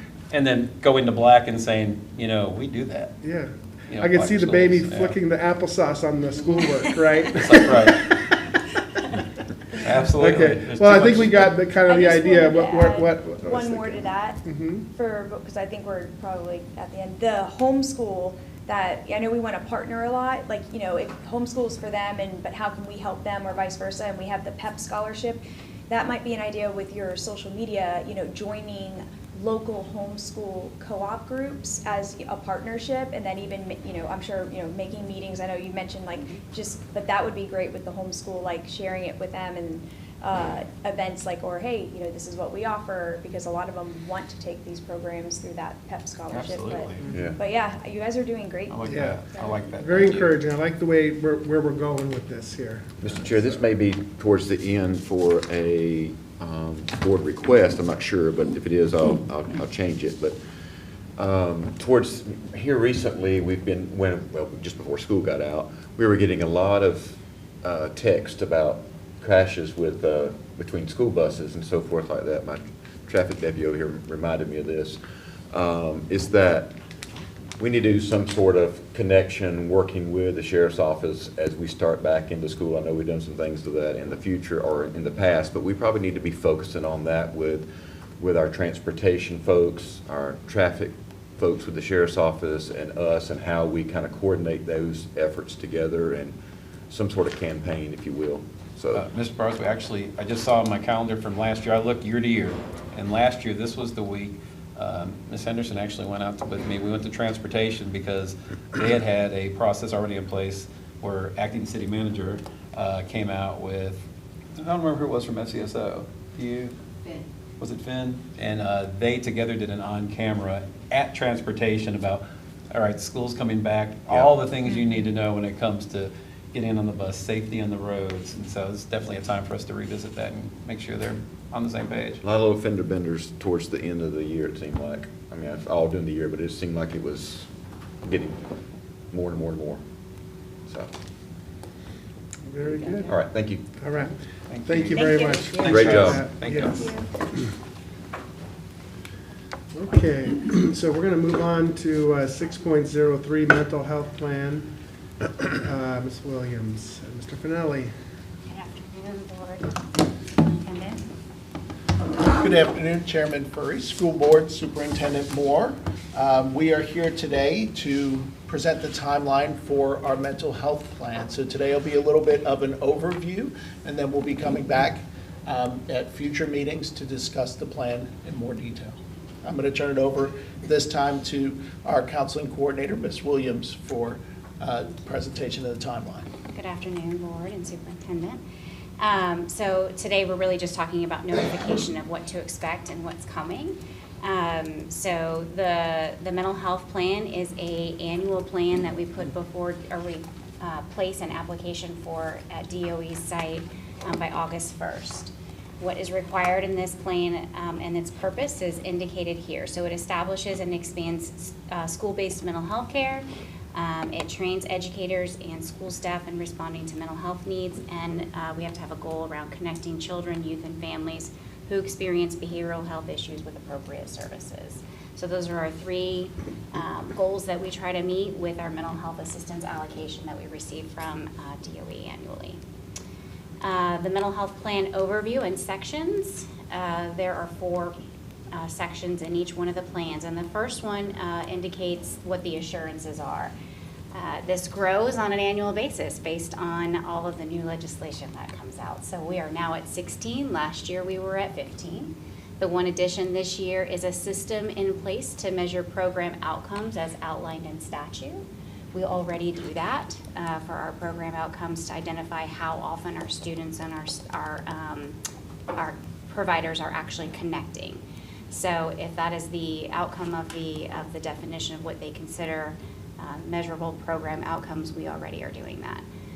The next portion of the plan indicates what our evidence-based practices are that we use for the mental health program, and those will all be listed out and indicated within the plan. And then in direct employment, what they want to see are our ratios so students to mental health staff that we have available to support mental health needs. They also want to know what our policy roles and responsibilities of staff are, and that's really just with a goal of reducing those ratios. What things are we doing to attempt to reduce ratios? And they would like a list of our MOU providers. So these are providers that we have memorandums of understanding with, where we refer students to them for mental health services. And then the last portion of the plan is our budget. And so, this was already shared earlier, our budget isn't projected to change this year. We're flat funded, and that will be indicated in the final plan. So for timeline purposes, July 8th, we'll be going over the plan in detail, and we'll be presenting on the final review of the 2024-2025 mental health data. So that'll show all of the outcome measures that we had for last year and the things that we provided for students, as well as, again, the detailed mental health plan for 25-26. On the 26th, we'll be asking the board to approve the mental health plan for 2025-2026 school year. And again, the plan has to be uploaded to DOE by August 1st. What questions can I answer for you guys? Anything? Okay. Yeah, thank you for the Everything you update. guys- Yep. The July 8th meeting, that is typically a lengthy conversation, and so once the plan is uploaded to board docs, if you have questions questions about the plan or any of the data or any of those things, feel free to reach out individually to Mr. Finelli and Ms. Williams, but we will definitely go over it in detail, but that is typically a nice lengthy conversation. Okay, thank you very much. Thank you. Board, you want to take a 5-minute recess here? Yes, please. Okay. That'd be great. All right. Thank you. LaShakia, I think I want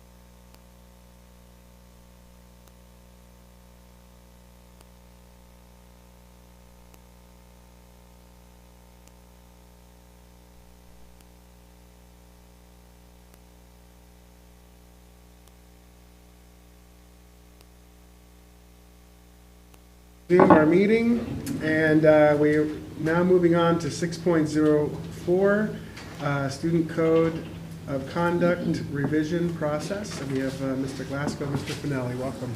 Oh, well, good afternoon to everybody. I've traded out Ms. Williams for Mr. Glasgow, and he's going to take us through some of the latest revisions. We've had some statute, House bills signed into law now, so we've had to update our student code to reflect, and some other changes. So he's just going to update you on those changes today. Good afternoon, Board. Good afternoon, Superintendent Moore. Just real quick, briefly for the editing notes, anything that was done in red is just a general new amendment consideration, and then anything in orange is based on legislative updates. Here in the last few weeks, we have had 2 legislative updates that directly affect our code of conduct, and those will be 2 of the changes out of the 3 that we reviewed today. Now, can you go to the next, please? Revision 9 specifically for cell phone use, and what that is that gives direct language of elementary and middle school students may not use their cell phone communication devices during the school day. High school students may not use a wireless communication device during instructional time, except for when expressly directed by the teacher solely for educational purposes. So that's the language that we've updated in the code. Does anyone have any questions regarding the cell phone use? Nida, you can go to the next, sir. Expulsion review.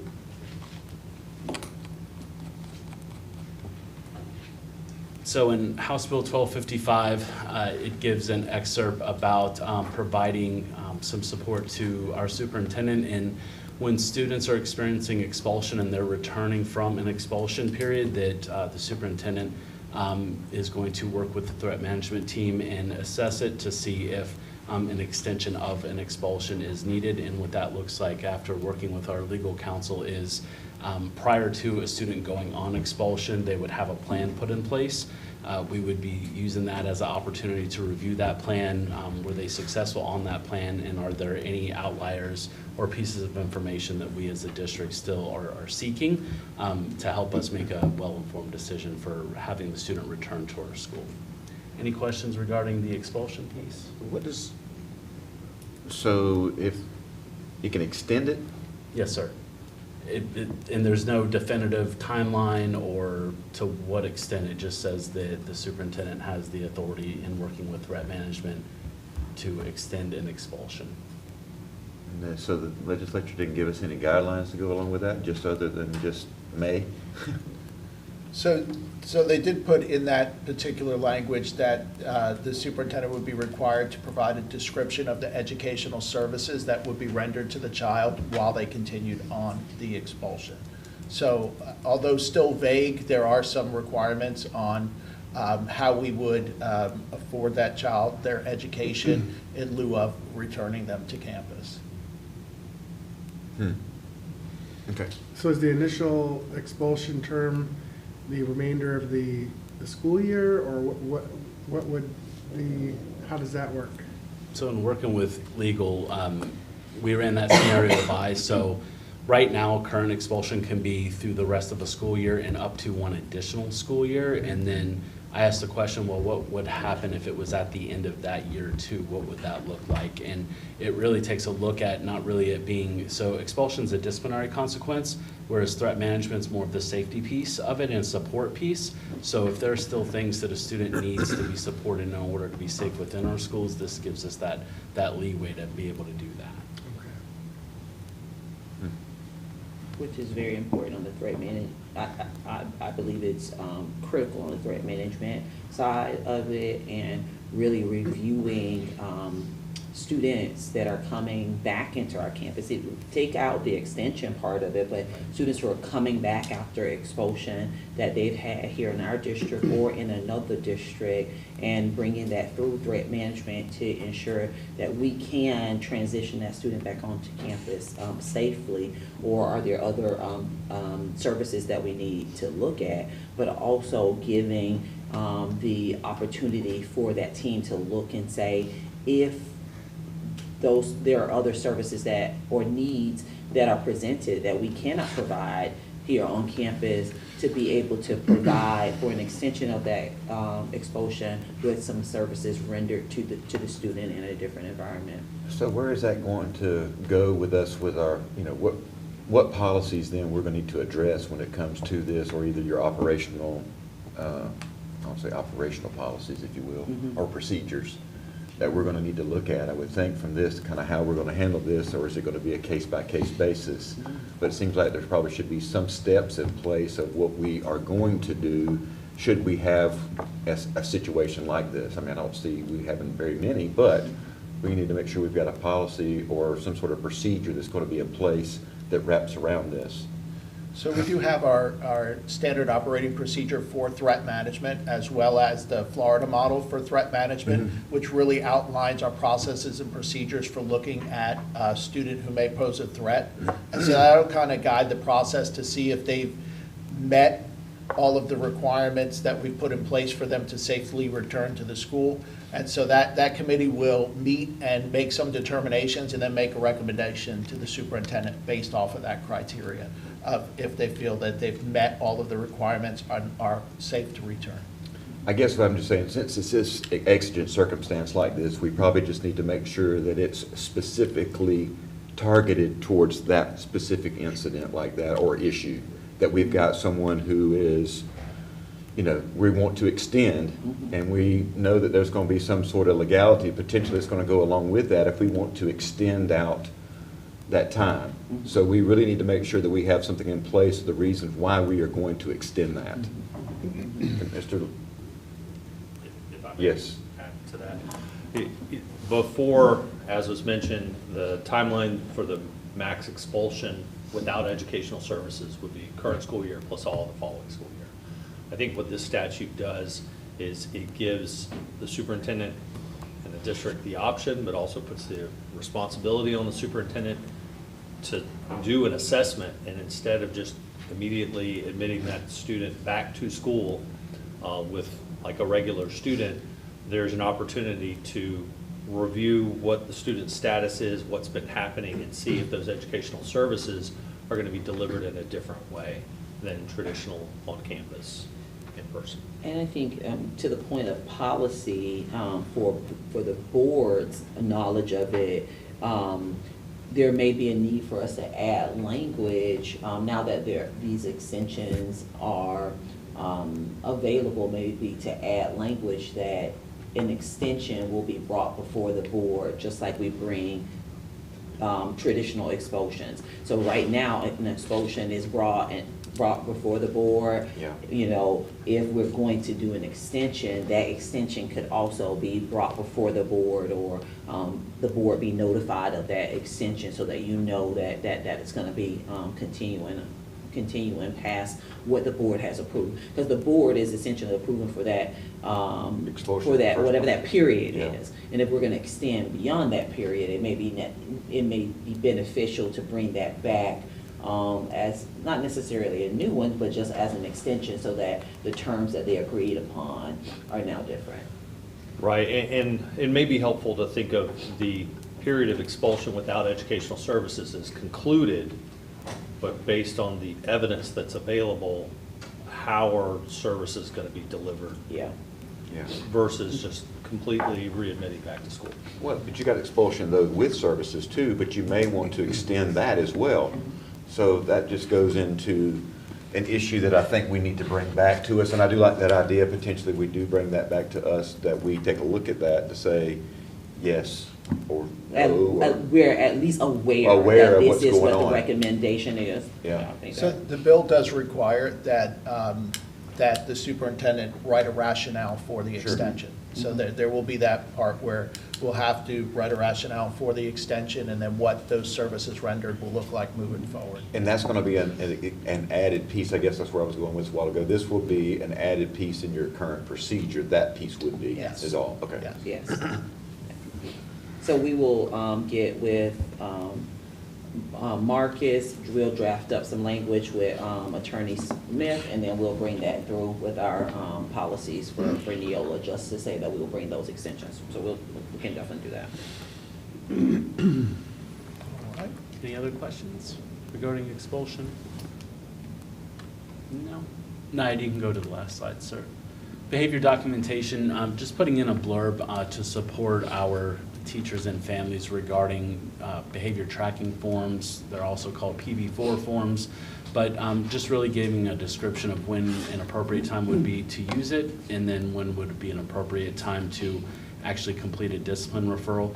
Teachers have the ability to address low-level behavioral concerns that impact learning proactively within the classroom. As part of this effort, a behavior tracking form may be completed to document patterns of behavior, outline interventions used, and communicate with families prior to referring the matter to school administration for disciplinary action. This approach is intended to preserve the authority of the classroom teacher, foster collaborative problem solving, and ensure families are informed and involved early in the process.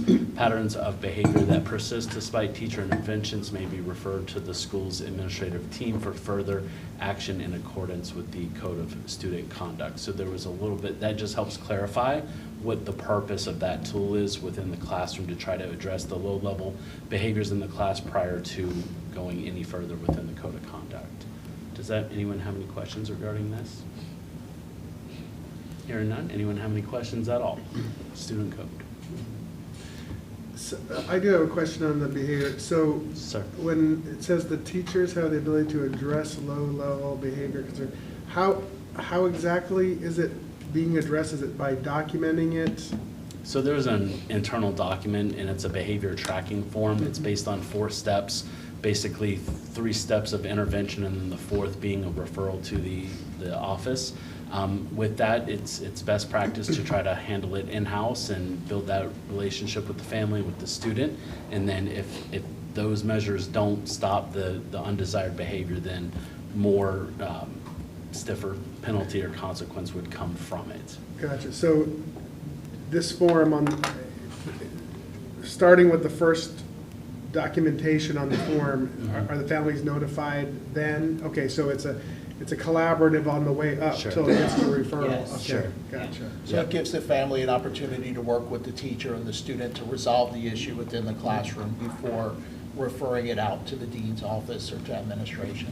And these are, again, low-level behaviors, because we don't want families to think that every behavior will be moved through a tracking form. That's not the case. Some behaviors would be an automatic referral. Absolutely. Gotcha.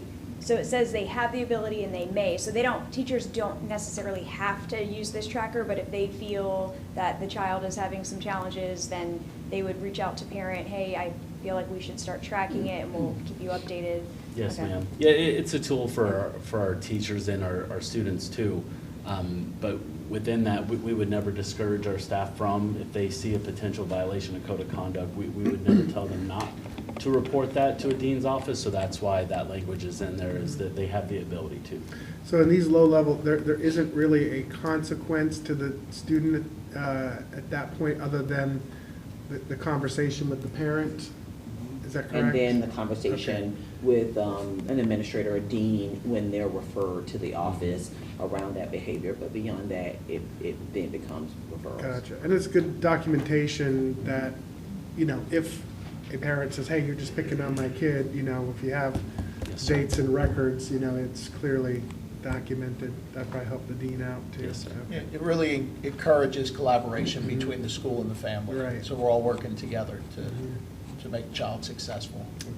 Yeah, I just want to make sure it doesn't discourage them from, if they need further interventions. Sure. right? It does not at all. No, absolutely not. So what is this? This may be outside, this is surely outside of this, I'm sure, but classroom-based behavior, but what about in transportation as well? Something similar to this for that? Because we have an issue in transportation as well, like potentially low level that needs to be addressed. Is this going to be in the same category, or should it be named something different if we're going to incorporate the transportation piece? So in our current transportation matrix, there are behaviors that we do ask transportation to notify the family of an unwanted behavior on the bus at a low level, very low level behaviors.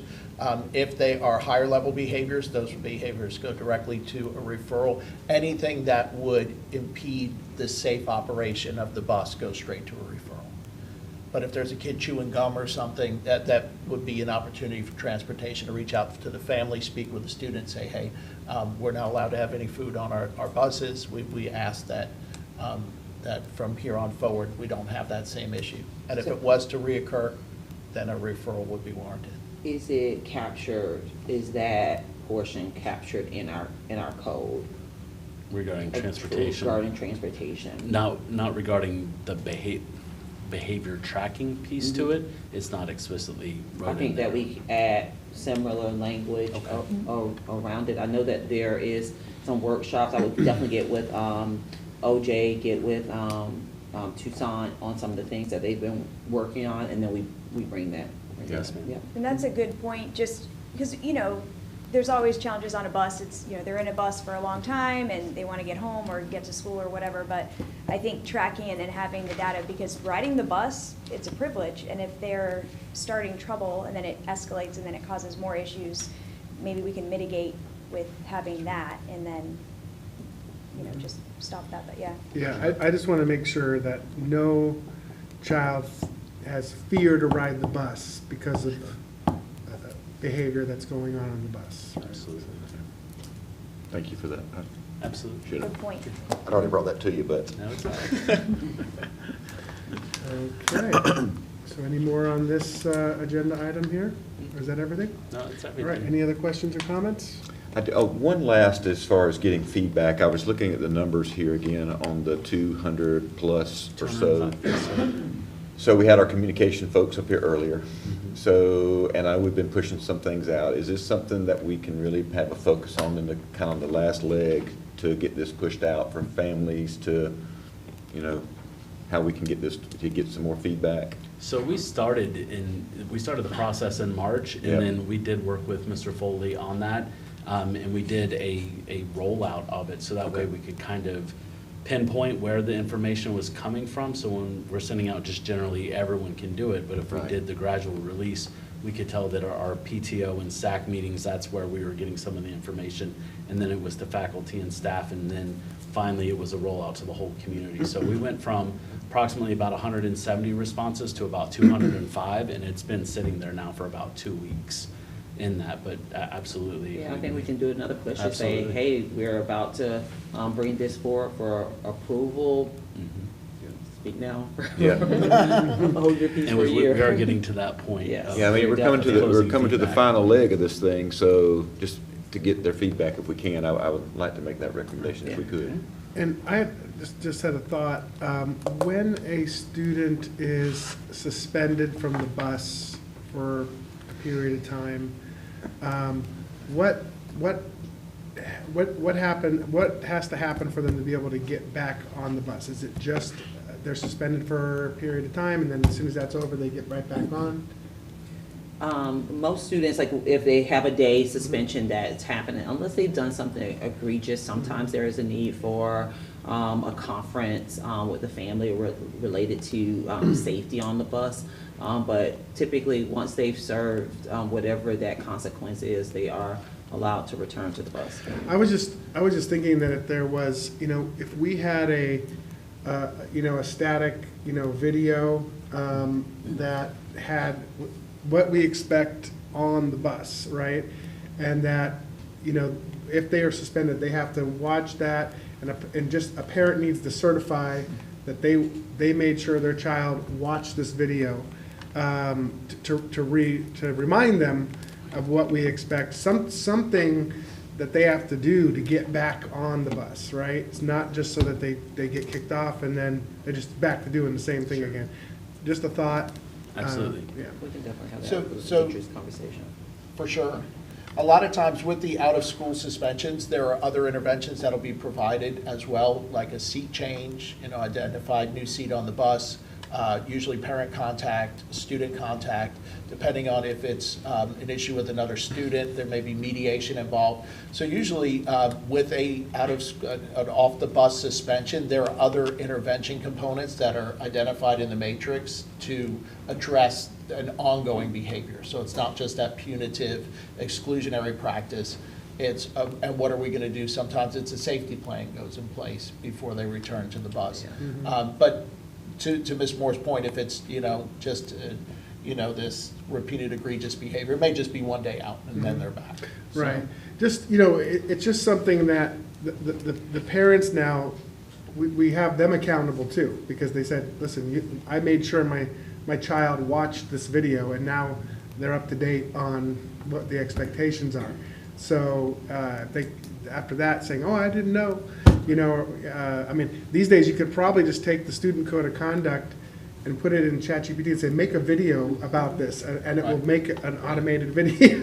There's some tools we can make a podcast. Yeah, or something like that. I don't know, but just more accountability. That's all we're looking for. The end result is we want them to come back on the bus. We just want them to behave and be safe. Make better choices, yes. So. Absolutely. And I just wanted to ask, so I know with the cell phone use, which I think is really great, elementary, middle, but the middle school students, they've been used to, being on their phone at lunchtime, so so that's starting like right next year, correct? So I think like the communications aspect, just, a good transition, because kids, even adults with transitioning and change, no one likes change. It's not a bad change, it's a great change, but it's bad because it's a change. But I would like to see, teachers and faculty and staff, and I know I mentioned it, and I know we use our phones for work a lot, and teachers, but I think most of the time it is not for work. And so I think our teachers and everyone on staff needs to be aware of not using their phones. If they can't be on it, we shouldn't be on it, unless it's an emergency, just to kind of help with the transition of, especially middle school, because they're used to that. Okay. Thank All you, right. guys. Anything else? Okay. Thank you. Appreciate it. Thank you. Absolutely. All right, so now we're going to move on to 6.05 FTC fee schedule, and we have Ms. Kirkland joining us. Welcome.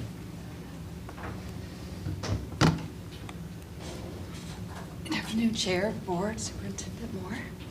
I bring to you today the updated fee schedule for Flagler Technical College and the changes that we're making to year 25-26. We bring this to you for information yearly and to increase transparency. First up is our adult general education classes. There's no change to the tuition or fee for adult general education classes. Those tuition dollars are set by legislature and they haven't changed. So that will stay the same. Then moving down to community education programs, our extended day and summer camp fees are staying the same, as well as the daily use fee on Saturdays for Belterre Swim Racket facility. We do have a few changes to other community education classes that are exercise related, and then also to Spanish. Those classes are being increased to be slightly more in line than what is charged through other facilities for these types of programs. So yoga would increase from $7 a class for a daily drop-in to $10 a class for a daily drop-in. And then you see the other classes, if paid in full, are moved from $6 to $7 a class, making that total from $48 to $56 per session, which is 8 classes in this case. Spanish we've done the same thing with Spanish, moving it to $10 a daily drop-in, as well as Aqua Fusion, Aqua Splash, and the circuit classes. Then you'll see just some other red additions. That's just for consistency, so that all of these little rows look the same. There was just some cleanup that needed to be done there. I just had a question real quick on Aqua. When you're doing, say, Aqua Fusion, that's at the pool, I take it, right? So then at that time, are the lanes open for swimming if somebody comes there? Is that what the daily use at the Belterre? A daily use is for Saturday swim. Okay. That's the only time it's open to the public at this point. Okay, Saturday. So, and these classes are during the week. Okay. Those specifically are Tuesday, Thursday. So when the classes are going on it's not open to the public at that time? Correct. Okay. And on Saturdays, are we having other programming there on Saturdays, or is it just for public swim? It is for public swim only from 9 to 3. We do have swim teams practicing prior to that and after. And is that just for the summer, or is that year-round for the Saturdays? It is for the summer, and then if we have classes or anything running where a lifeguard would be there anyway, we agreed that we would also open for swim. Gotcha. So when there's a lifeguard there, that's when it's available to the public to come Yes. swim? Okay. Very good, thanks. Career and technical education course fees are also mandated by legislature and were not changed. So you'll just see that the year was changed on those.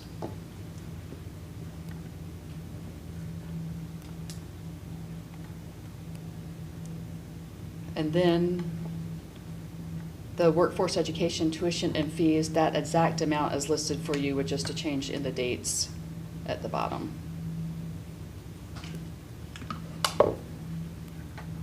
Have any other questions about the fee schedule for next year? I'm glad we didn't have to make too many changes. We are as well. So again, this will come before you as an agenda item at the 3 p.m. Meeting, but it will be just for questions, additional questions that you may have as we move towards the 6 o'clock asking for approval. Okay. All right, thank you. Thank you. All right, so that leads us on to human resources, 7.01, high demand teacher needs. And we have Mr. Willett. Board Chair Furry, board members, Superintendent Moore. Each year, the state puts out, used to be called the critical shortage. Now it's the high need list. And then we go through what they share with us, and we add to it most times things that we've found to be particular to our district. So this year on the high need list, and these would be needs that have, post for extended period of time, some more than others particularly. If you look at the school psychologist and the speech language pathologist, this is a need that is across the state and across the nation. And part of this is because we cross over with the private sector in these two areas, and their pay rates are in the private sector is, they beat us out. So it gets a little challenging to get to these two areas. And then the rest of the list, those are extended postings, and some have been on that list for multiple years, particularly in the core curriculum areas of science and math.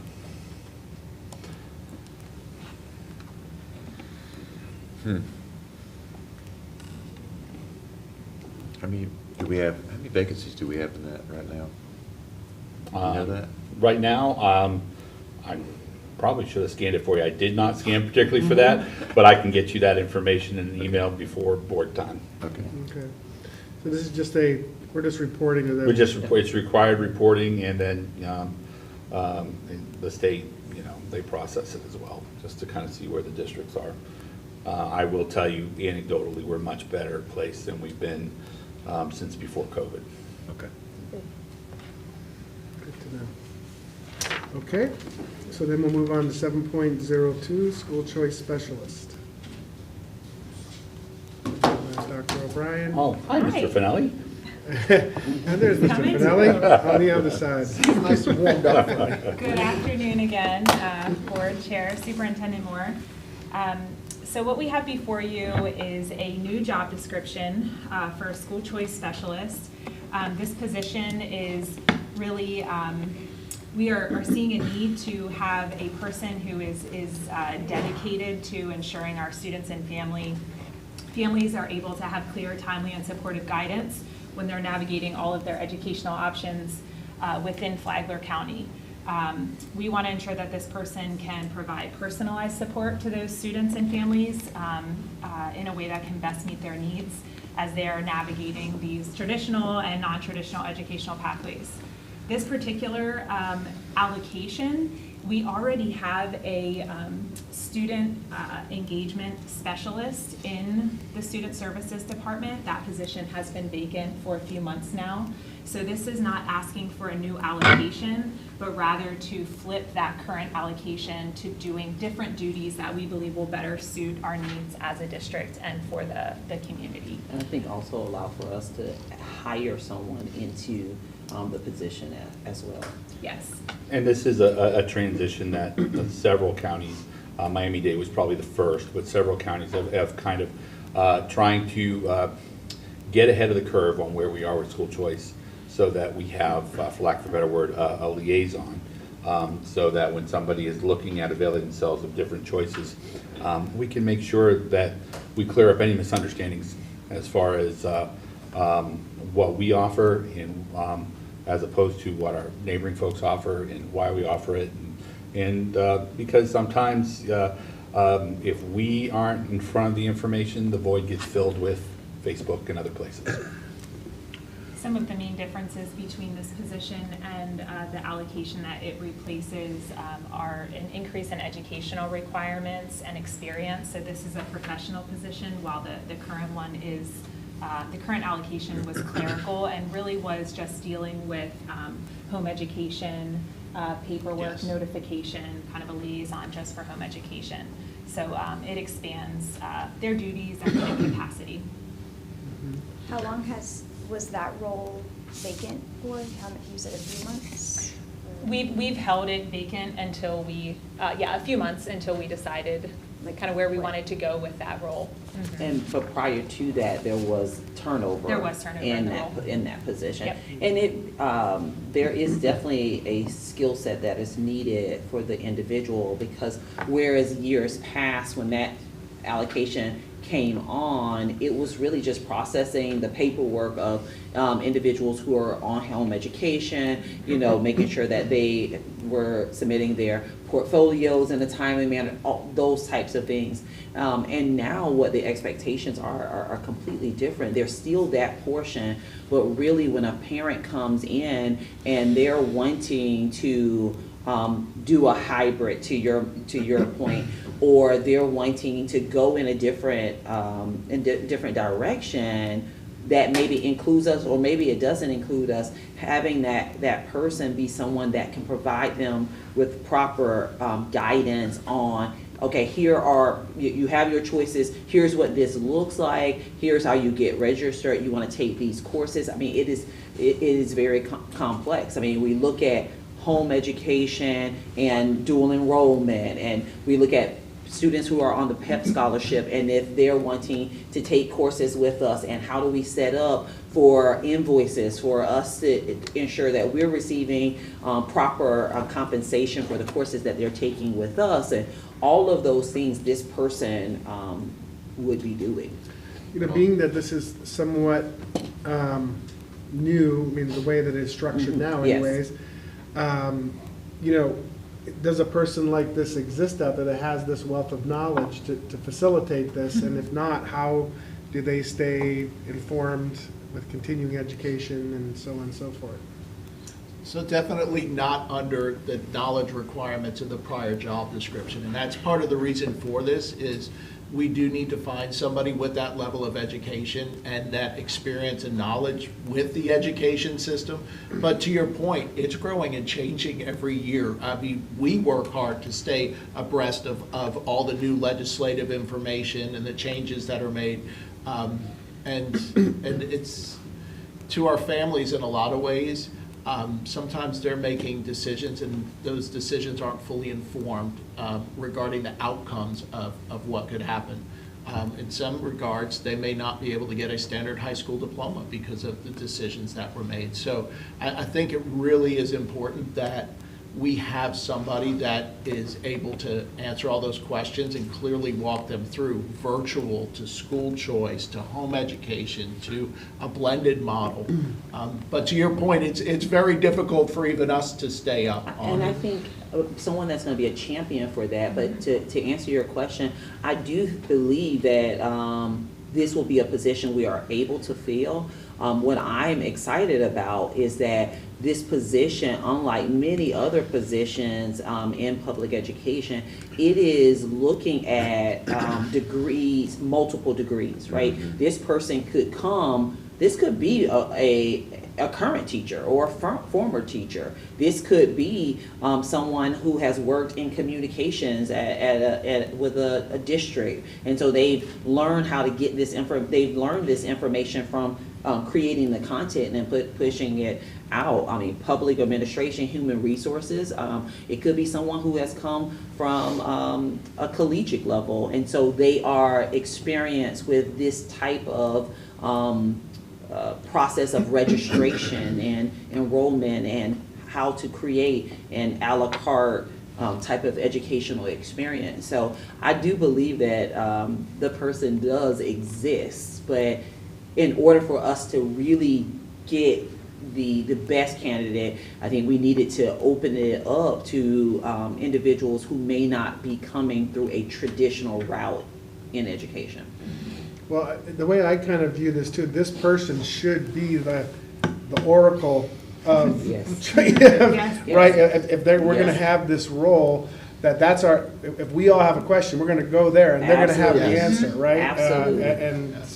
And they're going to, like, someone that's going to be a champion that's going to help. We received a great email from a parent this week for this parent was making a different choice for a child. But because of how our team worked with that parent, the parent sent an email and said, like, thank you for creating another partner with me and that I can go to and ask questions related to my children, because I want our families to know, I mean, we're not upset with them when they make the best choice for their children at all. Right. We just want to be able to do our part well and make sure that we can answer their questions. But the way that it was currently structured did not allow for us to do that, because the people that we were hiring for the position did not come with the experiences that they needed in order to be able to do that job anymore. well, I'd also like to see. I do believe this position is needed in light of what we're facing right now,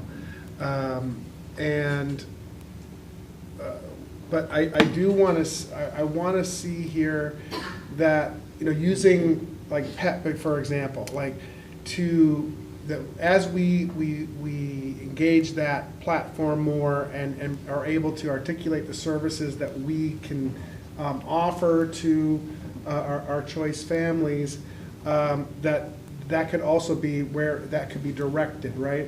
So we can try and recapture those dollars when it's in the best interest of the student, right? Absolutely. But again, it's that I really believe there are services that we can provide that either we're not putting it out there yet, or parents are not even aware that is an option, and they would likely take it if we could present it to them in an easy way to engage it, right, with this hybrid model for certain parents. And clear points of contact. Yeah. That a family can go to and they can get the questions that they have answered with accurate information, a smooth process for them to be able to register and be able to select the courses or the services that they're wanting to have provided to them.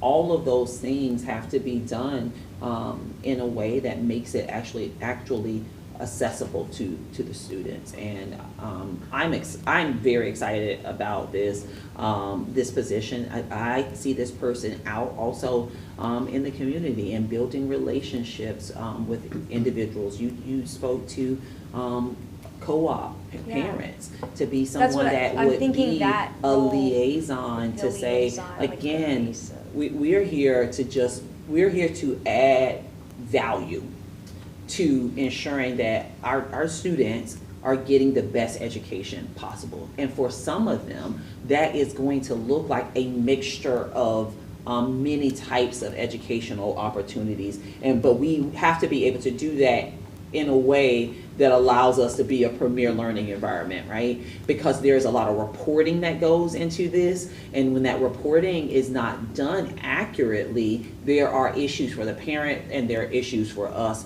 in making sure that we can receive timely payment and those families can have a true understanding of the funding that they still have remaining in order to make choices for their children.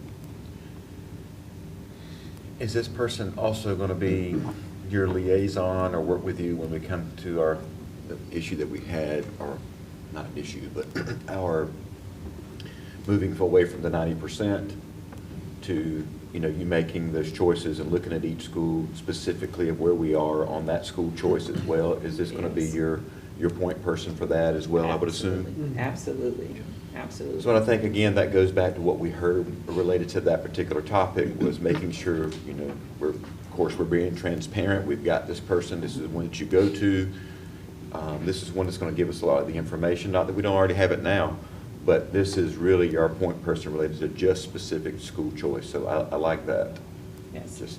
Yeah, I do believe that this position is critical. I think it's something that we likely should have probably had already, but hindsight, but it's positioning us as we go into this year to make sure we're providing a high level of service to our families when they have a question about choice. To your point, it could be for the family who says, I really want my child to go to school, to Bunnell Elementary School, but I'm really zoned here. How do I go about doing that? They can go to our website, of course, but now this is someone that they can call that can walk them through the steps, the timeline, all of that. And I think that's the piece that's extremely important, is being able to have that follow-up and so forth like that, of making sure. And I think whoever is doing this and who has this job, whenever we're interviewing for them, that has those strong skills of, it's great to have those degrees and all that, but this being able to work with people and being able to understand how important it is to follow up and communicate. Yes. So important. Because right now, if a family is going to withdraw their student to homeschool, because we have not had this position filled at with someone with the qualifications that is needed for this, when those families leave, they're leaving. But this person will be that person that will be, to your point, following back up to say, hey, we know you've been doing this for a little while. How is it going? Is there anything that we could do to support you? Again, we're not upset with you for making a choice, but we do want to make sure that we're here as a support, as a partner, to say, if there's something that we could do to support you as you are providing your child an education in a different way, we're here. Yes. I know other districts do similar things. I know every district is different, every size, but like talking to other school boards, school board members in districts, they have like similar positions. So even with transportation, so I think this is needed. Like you're taking two things needed, putting it into one, but other people are doing it, and it's, from what I'm seeing, it's working for them. So it might be worth a shot. This will really provide a level of customer service to our families that we just haven't had before. It's got a next level. So. Very good. Okay. Thank you very much. Thank you all. Okay, so that will now move us on to 10.02. Yes. So this is really for information, as well as to get you as a board thinking about some next things. So we are about to begin moving into what was known as or is known for some of us as the historic courthouse. We have our programs that are beginning to move into that space beginning July 1. All of the programs that are there, those programs will begin the year out there. But when we think about safety for the community and response, we have to call it something other than the courthouse. Because if there were an emergency and there was a response, they're not going there. They're coming here to this one. And so what we are calling it at this time is Flagler School's Engagement Center, because it has so many different programs. But I want to just bring your awareness to your board policy. And we are in the middle of 2 board policies right now. So the current board policy says that you as a board will essentially create a committee that would name a building. The board policy that you are transitioning to, if approved, is one that I, as a superintendent, would bring forward to you some options for you to select. Right now, we are in between two policies. Your current policy says that you bring forth a committee. Your new one says that I would bring forward to you a name. However, for safety of the community, we have to call it something right now so that we delineate between what we know it is, and it is definitely the historic courthouse, but what the terms that we're using so that there is some commonality across the community. And that really came from our fire rescue and stuff. They're like, you guys got to stop calling it that. Because this is and you can't call it that. That makes sense. And so it's to bring to your awareness. We can move forward with any. I believe that you lean towards the policy that you're moving towards as when it comes to the timeline that we're under. But because by the time we put together a committee, we would have adopted, if approved, the new policy. So I just want to bring that to your attention so that you can have some discussion and identify what you would like. Do you want the input like now? Well, did you say that the new policy would be in place in time for this? So the new policy would be that I would bring forward options to you. But that's still not in. It's not in place right now. Right now, your current policy says that you will create a committee, and it outlines how that committee will be formed. So we wanted to, we'd have to adopt that policy in right away, like if it there. Well, I mean, what would be what's the real value of the committee of naming a building versus the superintendent bringing us? We're still going to decide.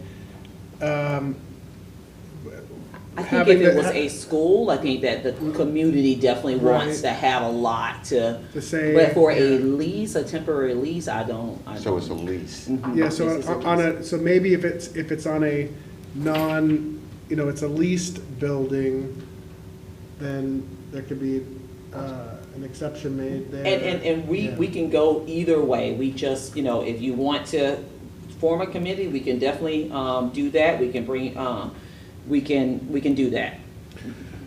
I think okay with her bringing forward. Yeah, I don't know if it's so. As far as to keep things in compliance, Mr. Delaney, do we just make a motion to temporarily, modify our existing policy to allow this, or what's the proper way to approach this? I wouldn't recommend doing that. It seems to me like the timelines might line up, that a recommendation could be brought forward around the time that we're getting to final adoption of the new version, and then we can just get it across the finish line. You had said you didn't think it would be entirely. Well, that's right. It is absolutely. Right now, we're calling it something because we have to. Right. But right now, if you want it to be a part of the naming of it, your policy says committee. If not, we will be bringing this policy towards you with a recommendation for what the name is. Got it.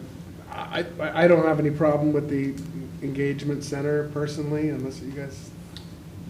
But we have to follow the policy, and we can't do the policy. We have to wait until we adopt the policy before we can actually have an official name. We can call it that for what we want to right this minute, but we have to wait until the policy is adopted to do what you're talking about. But you were saying you're going to bring back the policy and the name to the business meeting Yes, That which will- will be July, which I'm just saying right now, we're calling it, this is what we're calling it. Internally? And Yeah, yes, okay. in July, we would bring Right. that forward to you to say, this is what So our it'll be recommendation is. simultaneous with the new policy. The policy and the name.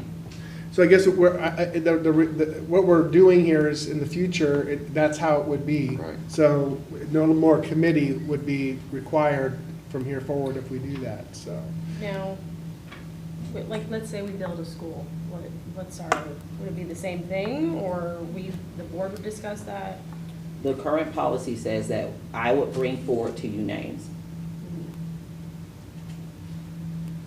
I think in this particular scenario, though, I think, when you start thinking about names, bring back to us, the historical piece of where it is, and not losing that historical value piece of the location of what we're renting and so forth like that. If there's a way for us to bring a name that has something tied to that, that's just my recommendation for you to be thinking of when you bring back some names. I'm Which really- we do, I know. we offer like the historical, but, and I think working with local community, our law enforcement Yeah. and our first responders on that part as well. Yeah, and I do have some concern when it comes to naming buildings that are gonna be landmarks Yes. in our community, right? So, and having the community be part of that, I think is important. In this scenario, yeah, it doesn't seem, it's a lease building, and we may be there for a long time, we may not, we don't own the building right now. So the question is, are we gonna adopt that new policy and just allow it to the superintendent? Or are we gonna have a committee going forward? Well, we can discuss that when we go over the. And we'll bring that up. July We can- 8th. Yeah, July 8th, we'll be Yeah. discussing. I think Well, so. July but 8th. how will that affect, though, if we decide to go to committee then, then we can just delay the Yeah, naming? it's not, if you decide that you want to do the committee, that's not a problem. Okay, this is just, the naming it's not time sensitive is basically what I'm It is getting not, at. but I don't want to be in violation of your contract, Right. calling it Sure, something sure. without bringing it forward to you to say, this is what we're doing right now because of this reason. But July 8th, we'll make sure that that policy is on the list for you to review. And whatever you decide, we respect, which is why we're like, let's, Right. we probably could have just been calling it anything, but we want to honor your policy and say, this is where we are right now. We have to call it something that allows for our first responders to be able to identify what we're talking about. Concur. Okay, July 8th. All right. July 8th. that sounds- Okay, perfect. Speaking of July 8th, we will be going over policy review. I will send another email from Mr. Sanfilippo that outlines the policies that we are going to be reviewing. It'll be just like the last review that you had, okay? I'm sorry, I'm out of order. I am not in the proper section. I do apologize, Mr. Chair. I was about to just go through my list of closing, and so I am completely out of order. Okay, all right, so we will, I'll send it back to you. so are you done with 10.02? I am, Okay, yes, so sir. we will close out 10.02, and that leads us to public comment. Do we have any public comments? Okay, so that now leads us to board member requests. Yes, just a reminder, I know I've been working with district staff with capital expenses for future projects between campuses. So just, with the community reaching out, just keeping everyone in the know, just future workshops or some type of discussion from. So the 5-year plan will come before you, but what will also happen, and I think Mr. Bush is back there, he can tell us exactly when the 5-year. Usually in July. July, okay, so the 5-year plan will come before you. You'll be able to see all of the things that are on the 5-year plan. To the direct question, Mr. Chair, if I could just kind of address a little bit. of Matanzas and the question about the allocation of resources for Matanzas. We have met with the principal of Matanzas, Ms. Bozeman. We have walked the facilities of Matanzas. We have identified facility needs for Matanzas and a plan to address all of those different areas that were identified. So the locker room was an area that came up. The team has been working to address the AC for the locker room. I think we have a great plan now, and it's been rectified. The locker room is going to be, we're recommending that we bring in Belfour to come in and do a professional cleaning of the locker room, identify any things that need to be repaired in the locker room, and then we can kind of get a better idea of what's needed continued there. But it definitely is in need of some housekeeping. I would say housekeeping needs that we need to provide, but some housekeeping needs that are also necessary for the people who are utilizing the facility every day. And so that is on schedule, as well as the ticket booth is on order. The goal posts, some of the stuff is not just like, oh, let's go order goal posts, right? But making sure that we're working with our architecture and all of those things to make sure that they're structurally sound as well. And so we have gone through all of the requests that have been brought before us, things that we can see with our eyes and things that maybe we were not aware of, and we will be responding to the parent that asked that question with where we are with all of those areas. Just on that, aren't these school level items for maintenance, or is this a district lack of oversight on these items? It's a combination of things. Some things are things that the school maintains, and then there are some things that the district does. And what we identified in this process, that even things that the school maintains, we should have a regular check of those things. So identifying appropriate timelines to say, all right, this is a school-based maintenance thing, but at the end of the day, the facility still is a facility that is a part of the district. We still have a standard that we want presented, and so maybe every year or every 2 years we need to go in and see what the status of that maintenance is, because there may need to be an intervention in that way. And so that was one of the main things that we identified are timelines that we need to go back in, but timelines that are written down and put on a schedule so that those things are done.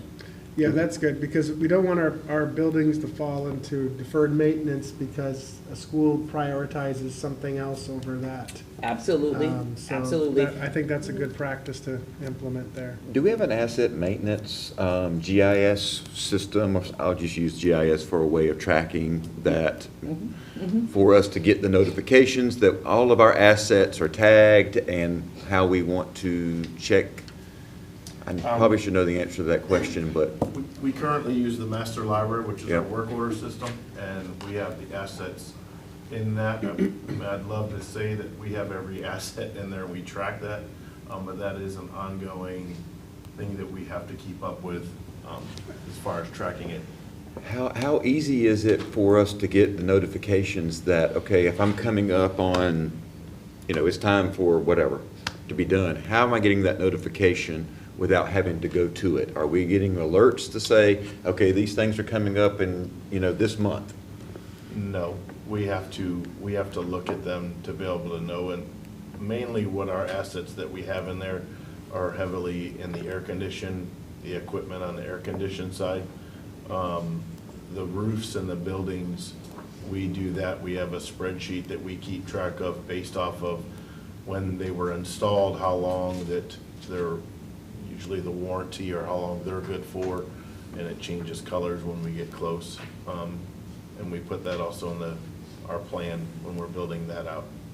In your opinion, do you think that we should we be looking at a software program or something that's either homegrown, or whether we need to go out for a service for something similar to that, for us to be able to track all of our assets that we have, to give us a better idea of what we need to do and keeping track of it that way? That is something that we often talk about. We looked at a couple things, or a couple different software, and it's just the expense and I get it. and to try to do that and sell that, and then it's us keeping up with it. So we're doing that more manually. That's getting harder with the more assets that Yeah, we we got have. too many So assets. to Right. answer your So it's question, I believe that we are at that space. I think that Corey and his team, Mr. Bush and his team, have done the best that they could with what they had, but I do believe that we're at a spot that we are in need to look to see, is there a way so that it's not so much manually done by them, but there is a more efficient way that they can do that. Yeah, and I know there's GIS mapping systems that allow you to be able to track all of your different types of assets And that we you are have using and where some. they are. I think Yeah. Mr. Dave showed me that Yes. he has, and I'm wondering if there's a way for us to be able to enhance that particular system, to be able to put what you need into that. I'm not, I'd have to look as far as what the asset trackability with the GIS. I know Dave was working on the inside, because a lot of that, the way we use it is for outside. When it went to the inside, it got very complicated with the ArcGIS and what he was trying to do. It was very, it was challenging to get the maps of the school, the layout, and get that in the system. Well, I say this because I know you can do it. Yeah. We've done it, just in my day job. We've done it for the Department of Transportation to be able to track all of their assets like that, to understand where they are and so forth. So it's worth looking into to see what they have, to be able to track their assets and when they need to do maintenance on all their generators, just for example, across the state and so forth. So it's just something that we need to look into, because it's better for us to maintain it than it is for us to be in the position that we're in now of the I hate to use the word non-oversight, but that's what happens when we're doing it manually. Absolutely. Okay. Thank you, sir. Thank you. Appreciate it. Thank you. Did you want to do that now, or in I closing comments? I didn't know if Ms. Ramirez was finished with her this. Yeah, so no, Okay. thank you. That was way more than I was expecting, so I appreciate it. Thank you, Mr. Bush. Any other board member requests? Okay. I do have just a couple updates. July 8th, I mentioned the Neola session that will be reflective on your calendar as well as on the calendar for the public to be able to see. We are looking to schedule an executive session on safety on August 12th. Working with the sheriff's calendar, that is a Tuesday, working with the sheriff's calendar may require us to make a slight adjustment to the board meeting. However, we have enough time to be able to do that. We're thinking changing that board meeting to a 4 o'clock start so that you would have enough time to be able to have the executive session on safety and then go into the board meeting. So please, we will be bringing that forward to you for you to approve, for us to make an adjustment to that schedule. But right now, August 12th is when we're looking for the executive session on safety. Our wellness center opens tomorrow. Opens tomorrow. See, they will see their first patients tomorrow. We will have a ribbon cutting on July 8th. And so if it's not already on your calendar, it should be, and if it's not, it will be in a few moments as I look around at the team. So July 8th will be our Wellness Center ribbon cutting. I have not gone to see it in person, but Mr. Sanfilippo has shown me pictures of it, and it looks phenomenal. I am very proud of the work of our team. Again, Mr. Bush and his team, thank you. Human Resources, thank you guys so much. I know this has been a labor of love for sure to get this to finish, but tomorrow we will be seeing our first patients there at the Wellness Center.